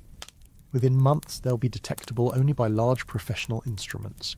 Eventually they'll be lost in the outer solar system's darkness, unobservable until their next return if that ever occurs. The timing of their appearance, simultaneous with discoveries in quantum computing, debates about UAP disclosure, and conspiracy theories about everything, provides perspective. The universe operates on scales and timescales that dwarf human concerns. Comets orbit for millions of years. They don't care about our politics or technologies or debates. They follow trajectories determined by gravity and physics, utterly indifferent to the dramas playing out on the small blue world they briefly pass. Yet, we care about them. We watch and photograph and study them because they connect us to something larger than daily existence. They remind us that we live in a dynamic cosmos where visitors from the deep arrive periodically, where ices formed billions of years ago can still evaporate in view of our instruments, where the same materials that built Earth and enabled life still drift through space, waiting to tell their stories to anyone willing to listen. The October comet display is over now. The opportunity to observe Lemon and Swan has passed for this apparition. But more comets will come. They always do. Some predicted, appearing on schedule after decades or centuries away. Others surprises, discovered only weeks or months before reaching visibility. Each brings its own characteristics, its own data, its own fleeting moment of glory before returning to darkness. And each reminds us to look up occasionally, to step away from screens and debates and concerns, to find dark skies and see what the universe is offering. Sometimes it's quantum computers achieving impossible speeds, sometimes it's spheres with undecipherable messages, sometimes it's just ancient ice glowing green as it evaporates in sunlight. All of it worth seeing, all of it part of the larger story we're learning to read, the quantum security race. The same quantum computing advances that promise revolutionary drug discovery and materials science carry a darker implication. Everything currently protecting digital information, from banking transactions to state secrets to personal messages, relies on mathematical problems that quantum computers can solve efficiently. The encryption keeping your data private today might be readable tomorrow, and that tomorrow is arriving faster than most security experts anticipated. October brought a demonstration that crystallized the threat. An engineer named Steve Tipperconic successfully cracked a 6-bit elliptic curve cryptographic key using IBM's 133-qubit quantum computer. 6 bits is trivially small by modern standards. Bitcoin and other cryptocurrencies use 256-bit keys. Banking systems use similar or larger keys, but the demonstration validated that quantum attacks on cryptographic systems work in practice, not just theory. The significance isn't the 6-bit key, it's that theoretical algorithms, written decades ago predicting how quantum computers could break encryption, now run on actual hardware and produce correct results. Shor's algorithm, developed in the 1990s, showed that quantum computers could factor large numbers exponentially faster than classical computers. Factoring is the basis for RSA encryption, one of the most widely used cryptographic systems. Current quantum computers don't have enough qubits or low enough error rates to threaten keys of practical size. 256-bit keys would require thousands of high-quality qubits, running complex algorithms for extended periods. We're not there yet, but the trajectory is clear. Each generation of quantum hardware adds more qubits with better coherence. The gap between what quantum computers can break and what currently protects sensitive data is narrowing. Security experts refer to this as the quantum threat timeline. Estimates vary on when quantum computers will be powerful enough to break modern encryption. Optimists say 15 to 20 years. Pessimists say a decade or less. Nobody credible says never. The question is when, not if, and how much warning we'll have before it happens. But there's a more immediate problem called harvest now, decrypt later.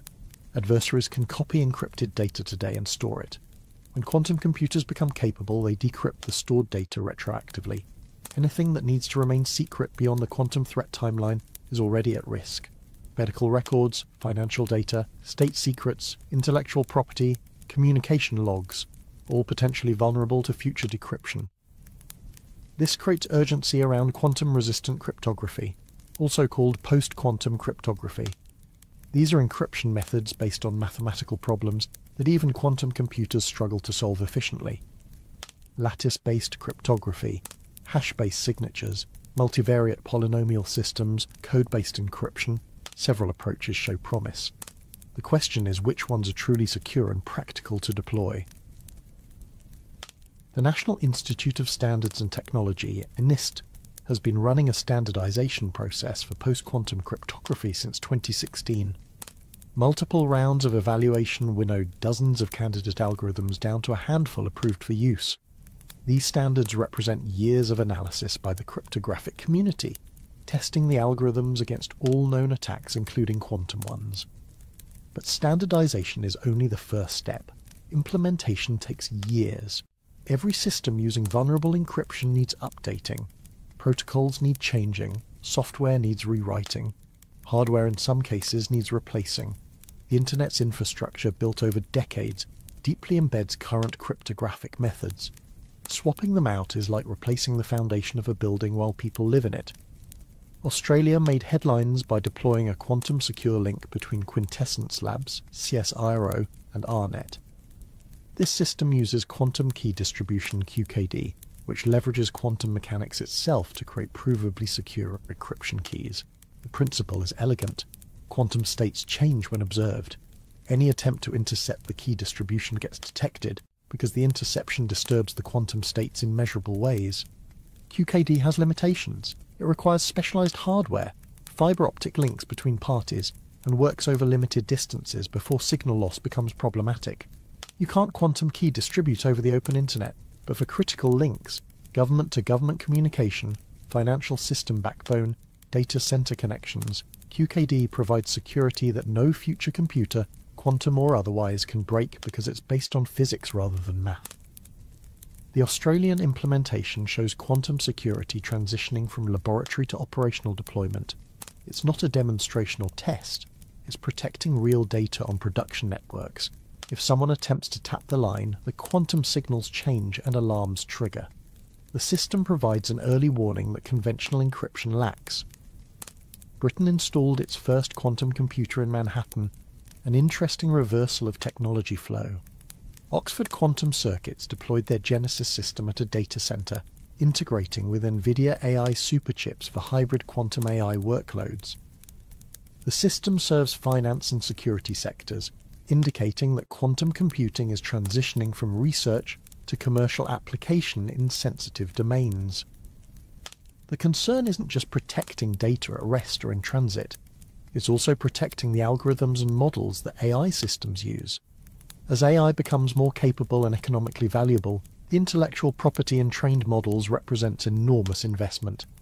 If quantum computers can reverse engineer or steal these models, companies lose competitive advantage. New forms of protection will be needed. Quantum Motion, a UK startup, announced the first full-stack quantum computer fabricated using standard silicon CMOS technology. This matters because it means quantum computers can be manufactured using the same facilities that produce regular computer chips. Current quantum computers require exotic materials and specialized production. Being able to use existing semiconductor fabs dramatically reduces cost and increases scalability. The system fits in 3 standard server racks, including the dilution refrigerator that cools it to operating temperature. That's remarkably compact. Early quantum computers filled rooms. Getting them down to rack scale enables deployment in existing data centers without massive infrastructure changes. It also makes them more accessible to organizations that can't build dedicated quantum facilities. But capability and accessibility make the threat more acute. If quantum computers become commonplace, available through cloud services or installed in corporate data centers, the timeline for breaking encryption compresses. Currently, only a handful of organizations worldwide have quantum computers approaching useful scale. In 5 years, hundreds or thousands of organizations might have access. Some will be adversaries. The cryptographic community is racing to stay ahead, migrating to post-quantum algorithms before quantum computers become powerful enough to threaten current encryption. But migration is slow and expensive. Small companies and developing nations may lack resources to upgrade. This creates vulnerability asymmetries where some organizations and countries are protected while others remain exposed. There's also the unknown unknowns problem. Post-quantum algorithms are based on problems believed to be hard even for quantum computers, but our understanding of quantum algorithms is incomplete. Maybe someone discovers a quantum algorithm that efficiently solves lattice problems or breaks one of the other candidate systems. Then we're back to square one, needing new approaches. Classical cryptography had decades to mature. Algorithms were proposed, attacked, refined, attacked again. The ones that survived extensive analysis became standards. Post-quantum cryptography is compressing this process into years instead of decades. We're confident the selected algorithms are strong, but confidence isn't certainty. Cryptographic surprises have happened before. The RSA algorithm itself is example. When proposed in the 70s, it seemed secure against all known attacks. Over time, improved factoring methods reduced the key sizes considered safe. 256-bit RSA keys, once adequate, are now breakable with sufficient computing power. Key size is increased to stay ahead of improving classical algorithms, but quantum algorithms represent discontinuous jump rather than incremental improvement. They break the assumptions underlying multiple current systems simultaneously. Elliptic curve cryptography, widely used because it provides security with smaller keys than RSA, is also vulnerable to quantum attacks. Digital signatures, authentication systems, key exchange protocols, many cryptographic building blocks need quantum-resistant alternatives. The migration is complex because these pieces interoperate. You can't just swap one component without considering how it interacts with others. Blockchain systems face particular challenges. Cryptocurrencies like Bitcoin use elliptic curve signatures to authenticate transactions. If quantum computers can forge signatures, they can steal coins by impersonating owners. Some cryptocurrencies are exploring quantum-resistant signature schemes, but implementation is complicated by the need for consensus across decentralized networks. The social coordination required for cryptographic migration is substantial. Everyone needs to upgrade roughly simultaneously. If some users adopt post-quantum algorithms while others don't, they can't communicate securely. Standards help but don't guarantee coordination. Legacy systems that can't be upgraded remain vulnerable indefinitely. Hardware security modules, HSMs, are specialized devices that store cryptographic keys and perform encryption operations in tamper-resistant environments. Banks and governments use them to protect sensitive operations. Many deployed HSMs don't support post-quantum algorithms. Replacing them is expensive and logistically complex. But if they remain vulnerable to quantum attacks, they become liabilities rather than security enhancements. Military and intelligence implications are particularly concerning. Encrypted communications between commanders and forces, between allied nations, between agents and handlers, all depend on cryptographic security. If adversaries develop quantum computing capability before we transition to post-quantum systems, they gain intelligence advantage. Historical communications become readable. Current operations become compromised. This has driven substantial government investment in quantum computing and quantum security research. The strategic implications are comparable to nuclear weapons or space programs.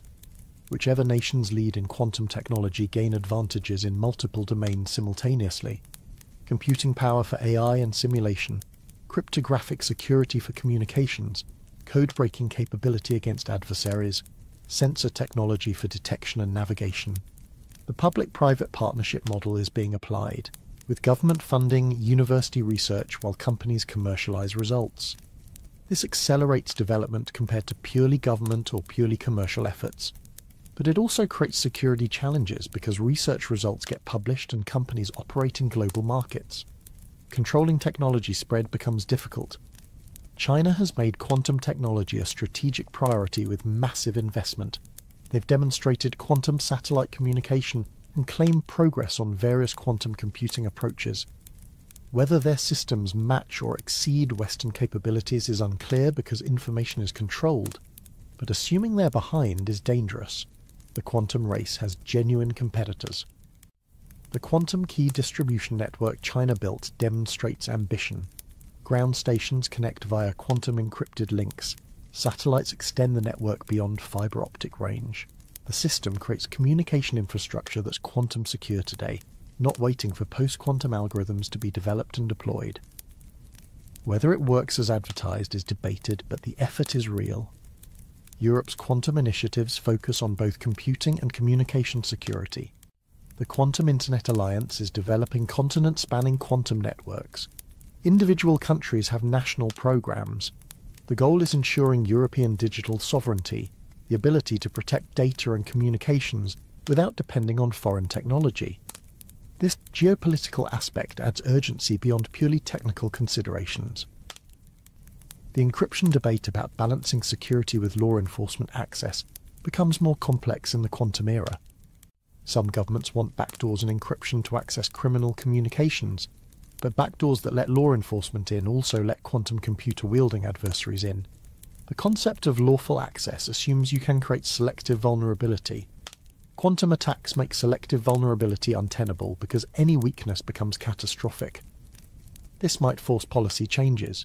Either we have strong encryption that even quantum computers can't break, meaning law enforcement loses access except through other means like endpoint compromise, or we have weak encryption that anyone with sufficient quantum computing capability can break, meaning privacy and security become impossible. The middle ground of controlled weakness collapses under quantum attack threat. Financial systems are beginning to take notice. Banks are exploring post-quantum cryptography for transaction security. Credit card processors are evaluating algorithms. Stock exchanges are planning migrations. The financial sector learned from Y2K that major technology transitions require years of planning and execution. Starting early reduces crisis risk. But there's no hard deadline like Y2K provided. We don't know exactly when quantum computers will threaten current encryption. Could be a decade, could be sooner if there's a breakthrough, could be later if progress stalls. This uncertainty makes planning difficult because investing heavily now might be premature while waiting might be too late. The arms race aspect is unsettling. Once someone has quantum computing capability that breaks encryption, they gain enormous advantage.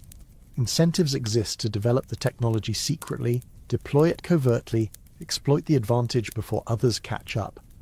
This creates a period where one actor has capability while others don't, with all the strategic implications that entails. Verification becomes crucial. How do we know if an adversary has developed quantum code-breaking capability? They won't announce it, they'll exploit it quietly. Evidence might emerge from intelligence failures or compromised systems, but attribution is difficult. Was it quantum attack or conventional breach? The ambiguity itself is destabilizing. Treaties or agreements limiting quantum computing development face enforceability problems. Quantum computers don't emit radiation or require rare materials that can be monitored. They're built in the same facilities that produce conventional computers using similar supply chains. Detecting undeclared programs would require intrusive inspections that nations would resist. So regulation happens through export controls and technology sharing restrictions, which slow but don't prevent proliferation. The transition to quantum-resistant cryptography is humanity's largest coordinated security upgrade, larger than any previous cryptographic migration because it affects every digital system simultaneously. The timeline is uncertain but not infinite. At some point, quantum computers will break current encryption. Whether we're protected when that happens depends on how quickly we migrate and how soon the threat materializes. It's a race with moving finish lines and uncertain positions. But one thing is certain, it's a race we can't afford to lose. What's coming next? The 48-hour forecast. Stand back for a moment and look at what we've covered. A metallic sphere with undecipherable symbols that might be alien technology or elaborate art. Quantum computers achieving 13,000 times speed up over the world's fastest supercomputers. Nobel Prizes recognizing that quantum mechanics works at scales we can engineer. Congressional hearings treating UFO disclosure like a serious policy matter with roadmaps to 2034 contact. Discoveries inside our own planet revealing its violent birth. AI deployments at scales where 500,000 employees at major corporations use it daily. Conspiracy theories spreading faster than facts. Comets from the edge of the solar system providing views our ancestors would have called omens. And a race to protect encryption before quantum computers break everything. Each of these could fill hours of discussion alone. Together they paint a picture of civilization at an inflection point where multiple trajectories converge. Technology accelerating, public awareness shifting, questions that seemed settled being reopened, mysteries accumulating faster than solutions. The 48 hours of October 2025 delivered more significant developments than some entire years. But what connects them? Is there a pattern? Or are we just experiencing random fluctuations in the information environment, seeing connections that don't exist because our brains are wired to find patterns even in noise? Maybe both. Some connections are real. Quantum computing enables AI advances which create new security threats requiring quantum solutions. That's a genuine loop. Other connections might be illusory, seeing conspiracies linking unrelated events into elaborate narratives that feel true but aren't. The Boogosphere exemplifies this uncertainty. If it's alien technology, it connects to UAP disclosure as evidence that we're not alone. The symbols might be a message we need quantum computing and AI to decode. The timing of its appearance amid other revelations could be significant or coincidental. We don't have enough information to decide definitively, so people choose what to believe based on prior inclinations, availability of evidence, emotional resonance, social influences.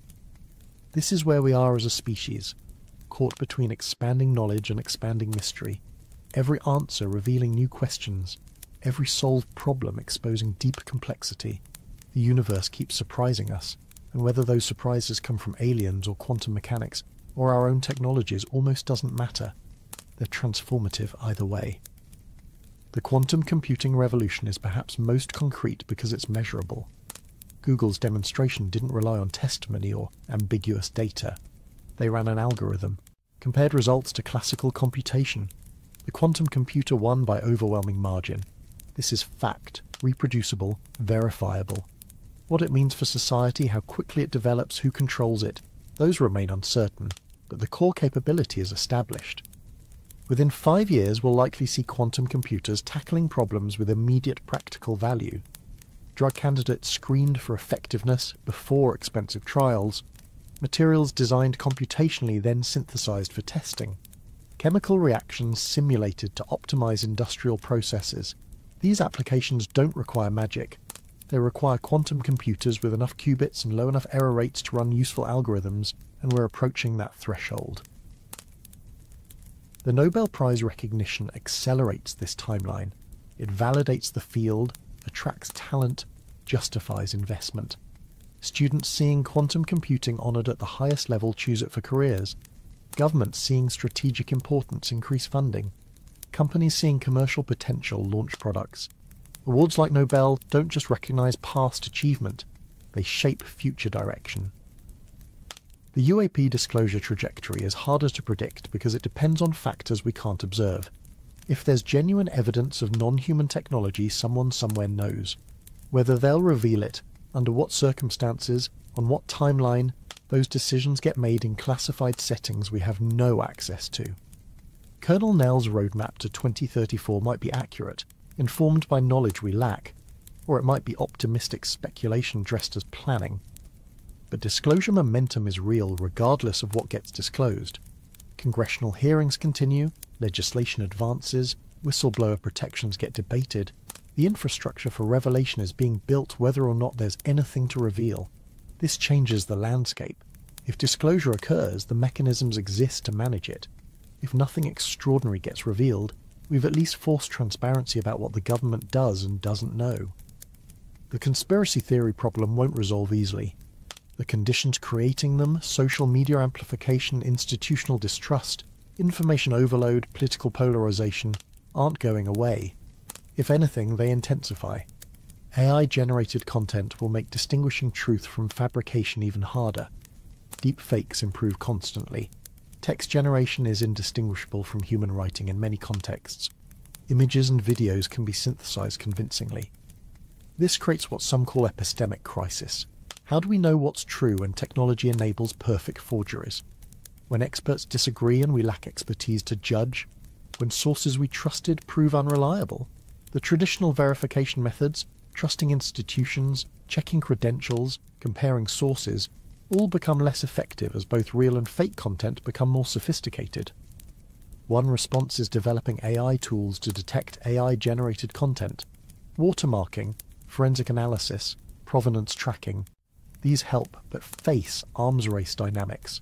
Detection improves, generation adapts to evade detection. Detection improves again. There's no permanent solution because the technologies co-evolve. We're likely stuck in permanent uncertainty where some content is verifiable, some is obviously fake, and much falls in ambiguous middle ground. Another response is shifting from content verification to source verification. Don't ask if this video is real. Ask who produced it and what their track record is. This relies on reputation systems which have their own problems, but might be more robust than trying to analyze each piece of content independently. Trusted sources remain trusted until they demonstrate untrustworthiness. Verification happens at the producer level rather than product level. But both approaches require media literacy, critical thinking, intellectual humility, skills that aren't universally distributed and are difficult to teach. Someone determined to believe will find supporting evidence regardless of its validity. Someone open-minded might still be deceived by convincing forgeries. Perfect solutions don't exist. We muddle through, doing our best with imperfect information and limited cognitive resources. The space discoveries point toward a near future where we answer fundamental questions about life beyond Earth. Europa Clipper launched recently and will study Jupiter's moon for signs of habitability. Dragonfly will eventually reach Titan to explore its exotic chemistry. Mars Sample Return, if funded, will bring rocks to Earth for definitive analysis. Within a decade, we might know if life exists or existed elsewhere in our solar system. That knowledge would be transformative even if the life is microbial. It would prove life isn't unique to Earth. It would suggest that wherever conditions allow, life emerges. Given billions of stars with trillions of planets, life would be common rather than rare. The universe would be teeming with biology even if intelligence is scarce. That changes how we see ourselves, our planet, our responsibilities. Finding evidence of past life on Mars would be particularly profound. Mars was wet and potentially habitable billions of years ago. If life arose there independently from Earth, it would indicate life emerges readily. If Martian life is related to Earth life, sharing common ancestry, it suggests life transferred between planets via meteorite impacts. Either conclusion is scientifically revolutionary. The AI trajectory points towards systems that are genuinely useful assistants rather than party tricks. The enterprise deployments happening now test whether AI can enhance productivity at scale. If they succeed, adoption accelerates across industries. If they fail, there will be recalibration and more careful implementation. But the technology isn't going away. It's too useful for specific tasks, even if general intelligence remains distant. Concerns about AI safety grow louder as capabilities increase. Bengio warning about extinction risk within a decade isn't dismissed as easily as similar warnings from less credible sources. The people who built AI are increasingly worried about what they've built. That should give everyone pause. They understand the technology better than anyone and they're concerned. Whether those concerns are warranted remains debated. Some AI researchers think existential risk is overblown, distracting from present harms. Others think it's the crucial issue that overshadows everything else. The disagreement is genuine and both sides make reasonable arguments. What's clear is that we're creating powerful tools without fully understanding their implications. That's not unusual. Most technological revolutions happen that way, but it's uncomfortable when the tools might be smarter than their creators. The quantum security race has clear timelines, even if exact dates are uncertain. At some point, quantum computers will break current encryption. Before that happens, we need to migrate to quantum-resistant algorithms. The window for safe migration is closing, but hasn't closed yet. How this plays out over the next decade will determine whether we experience smooth transition or crisis. Financial systems, governments, militaries all have incentives to migrate early. The cost of transition is high, but the cost of being vulnerable is catastrophic. Expect accelerating deployment of post-quantum cryptography over the next few years. Standards exist. Implementations are being tested. Large-scale rollouts will begin soon if they haven't already in classified settings. Individual users will benefit from these migrations without necessarily knowing they're happening. When your bank upgrades encryption, your account becomes quantum-resistant. When messaging apps adopt new algorithms, your conversations gain protection. Most security improvements are invisible to end users. They just work in the background, protecting data and communications from evolving threats. The comet visits remind us that while human concerns dominate daily attention, the universe continues regardless. Rocks and ice orbit according to physics, indifferent to our hopes and fears. These visitors from the deep will return to darkness and cold, preserving their ancient chemistry for millennia, until perhaps disturbed again by gravitational nudges that send them sunward. There's something humbling about that perspective. We're not the centre of anything except our own narratives. The cosmos is vast, old, and operates on scales that make human lifespans look like eye blinks. Our civilizations rise and fall while comets orbit. Our technologies advance, but stars still fuse hydrogen regardless. This isn't nihilistic. It's perspective that helps calibrate importance. What matters in the immediate term? The decisions we make about technology development and deployment. Whether we manage to maintain cryptographic security through quantum transition. Whether AI systems remain beneficial as they grow more capable. Whether disclosure of UAP information if it comes, is managed transparently or creates chaos. Whether we can distinguish truth from fabrication in increasingly polluted information environments. These are human problems requiring human solutions. They don't have predetermined outcomes. The future isn't fixed. It's shaped by choices individually and collectively.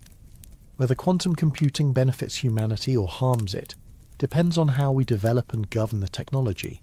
Whether AI helps or hurts depends on similar choices. Whether we handle potential alien contact wisely or poorly is up to us. The convergence of developments in October 2025 might be coincidence. Technology advances on multiple fronts simultaneously because they are all driven by similar forces: scientific progress, engineering refinement, commercial incentives, geopolitical competition. Or maybe there are connections we're only beginning to perceive. Quantum computing enabling AI breakthroughs which reveal patterns in data, including UAP observations which require new physics to explain.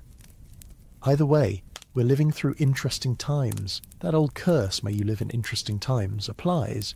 Interesting times are uncertain times. Times when established patterns break and new ones emerge. Times when small choices have large consequences because systems are in flux. Times when the future feels both thrilling and terrifying because anything seems possible. The 48-hour forecast is more of the same but accelerated. More quantum advances, more AI deployments, more disclosure momentum or more obfuscation depending on what there is to disclose. More conspiracy theories because conditions creating them intensify. More space discoveries as missions return data and new telescopes begin operations. More everything because the pace itself is increasing. Information velocity keeps rising. What took years to discover now takes months. What took months takes weeks. The lag between discovery and public awareness shrinks. We live closer to the cutting edge of knowledge than any previous generation. That's exhilarating and overwhelming. Keeping up requires constant attention. Falling behind happens easily. But maybe keeping up isn't necessary. Maybe trying to track every development is misguided. Perhaps better to focus on what matters personally while maintaining awareness of broader trends. The universe will reveal its secrets at its own pace. Our understanding will grow whether we stress about it or not. The technologies will develop according to physics and economics regardless of how closely we watch. This doesn't mean passivity. It means choosing battles, focusing attention where it's most effective, accepting that we can't know everything or understand everything or control everything, and do what's possible, advocate for what's important, learn what's interesting, but don't pretend omniscience or omnipotence. We're finite beings in an infinite universe, doing our best with limited time and knowledge. The mystery of the boogosphere will eventually resolve one way or another. Either it's proven alien technology which revolutionizes everything, or it's proven human creation which teaches lessons about belief and verification, or it remains ambiguous, joining the long list of anomalies that neither confirm nor deny extraordinary claims. Whichever outcome, we'll learn something. The quantum computers will continue improving, error rates will drop, qubit counts will rise, algorithms will be refined, applications will multiply. In 10 years, quantum computing might be mundane. A specialized tool used for specific problems like GPUs are used for graphics or machine learning. Or it might be revolutionary, transforming industries and enabling breakthroughs we can't imagine yet. Most likely, somewhere in between. The AI systems will grow more capable. They'll handle more tasks, integrate more deeply into infrastructure, become more reliable, or reveal more flaws. The debates about safety and ethics will continue, probably intensifying as capabilities increase. Regulations will emerge, inadequate at first but evolving. We'll muddle toward frameworks that balance innovation with protection. The UAP disclosure will proceed or stall depending on factors mostly hidden from public view. Congressional pressure might force revelations, whistleblowers might release information that can't be ignored, or the topic might fade again as it has before, dismissed as distraction from more pressing concerns. We'll see. The timeline is uncertain, but the attention isn't going away soon. The space missions will return data. Some will confirm expectations, some will surprise us. Our understanding of the solar system and galaxy will deepen. We'll find more exoplanets and characterize their atmospheres. We'll learn more about our cosmic origins and evolution. The knowledge accumulates whether or not it includes aliens. The conspiracy theories will mutate and spread because human psychology hasn't changed. even as information technology has. We'll keep seeing patterns, inferring intentions, seeking simple narratives for complex realities. Some theories will prove partly true, most will be false. The challenge of distinguishing them will remain, and life will continue. People will work and love and raise children and create art and solve problems and make mistakes. The grand developments we've discussed matter, but they matter in context of ordinary human existence. Technology serves humanity, not the reverse. Whether quantum computers crack encryption or AI writes novels or aliens visit, the fundamental human experiences persist. We seek meaning, we form communities, we want to understand our world, we create stories to make sense of experience, we hope for better futures and fear worse ones. We're curious about mysteries and uncomfortable with uncertainty. These drives shaped human culture for millennia and will continue shaping it regardless of technological change. So what's coming next? More of everything, more knowledge and more questions, more capability and more risk, more connection and more isolation, more clarity and more confusion. The pace accelerates, but human nature adapts slowly. We'll handle what comes as we've always handled new developments, imperfectly but persistently. Some will thrive in the changes, some will struggle. Most will adapt well enough to continue. The universe doesn't care about our theories or our technologies. It simply is, vast and ancient and full of wonders. We're privileged to study it, to gradually decode its secrets, to understand how it works and our place within it. That quest continues regardless of political dramas or conspiracy theories or even alien contact. The pursuit of knowledge is fundamentally human. As long as we exist, we'll keep asking questions and seeking answers. October 2025 was remarkable for the convergence of developments across multiple domains. But every month brings discoveries. Every year advances understanding.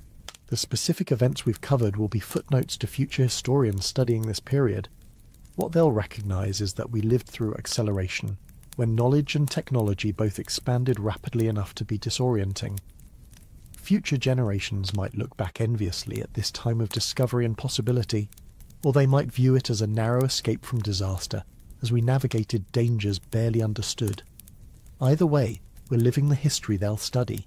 The choices we make, individually and collectively, matter because they shape what comes after. That's true in every era, but feels more acute now because the pace and stakes both seem higher.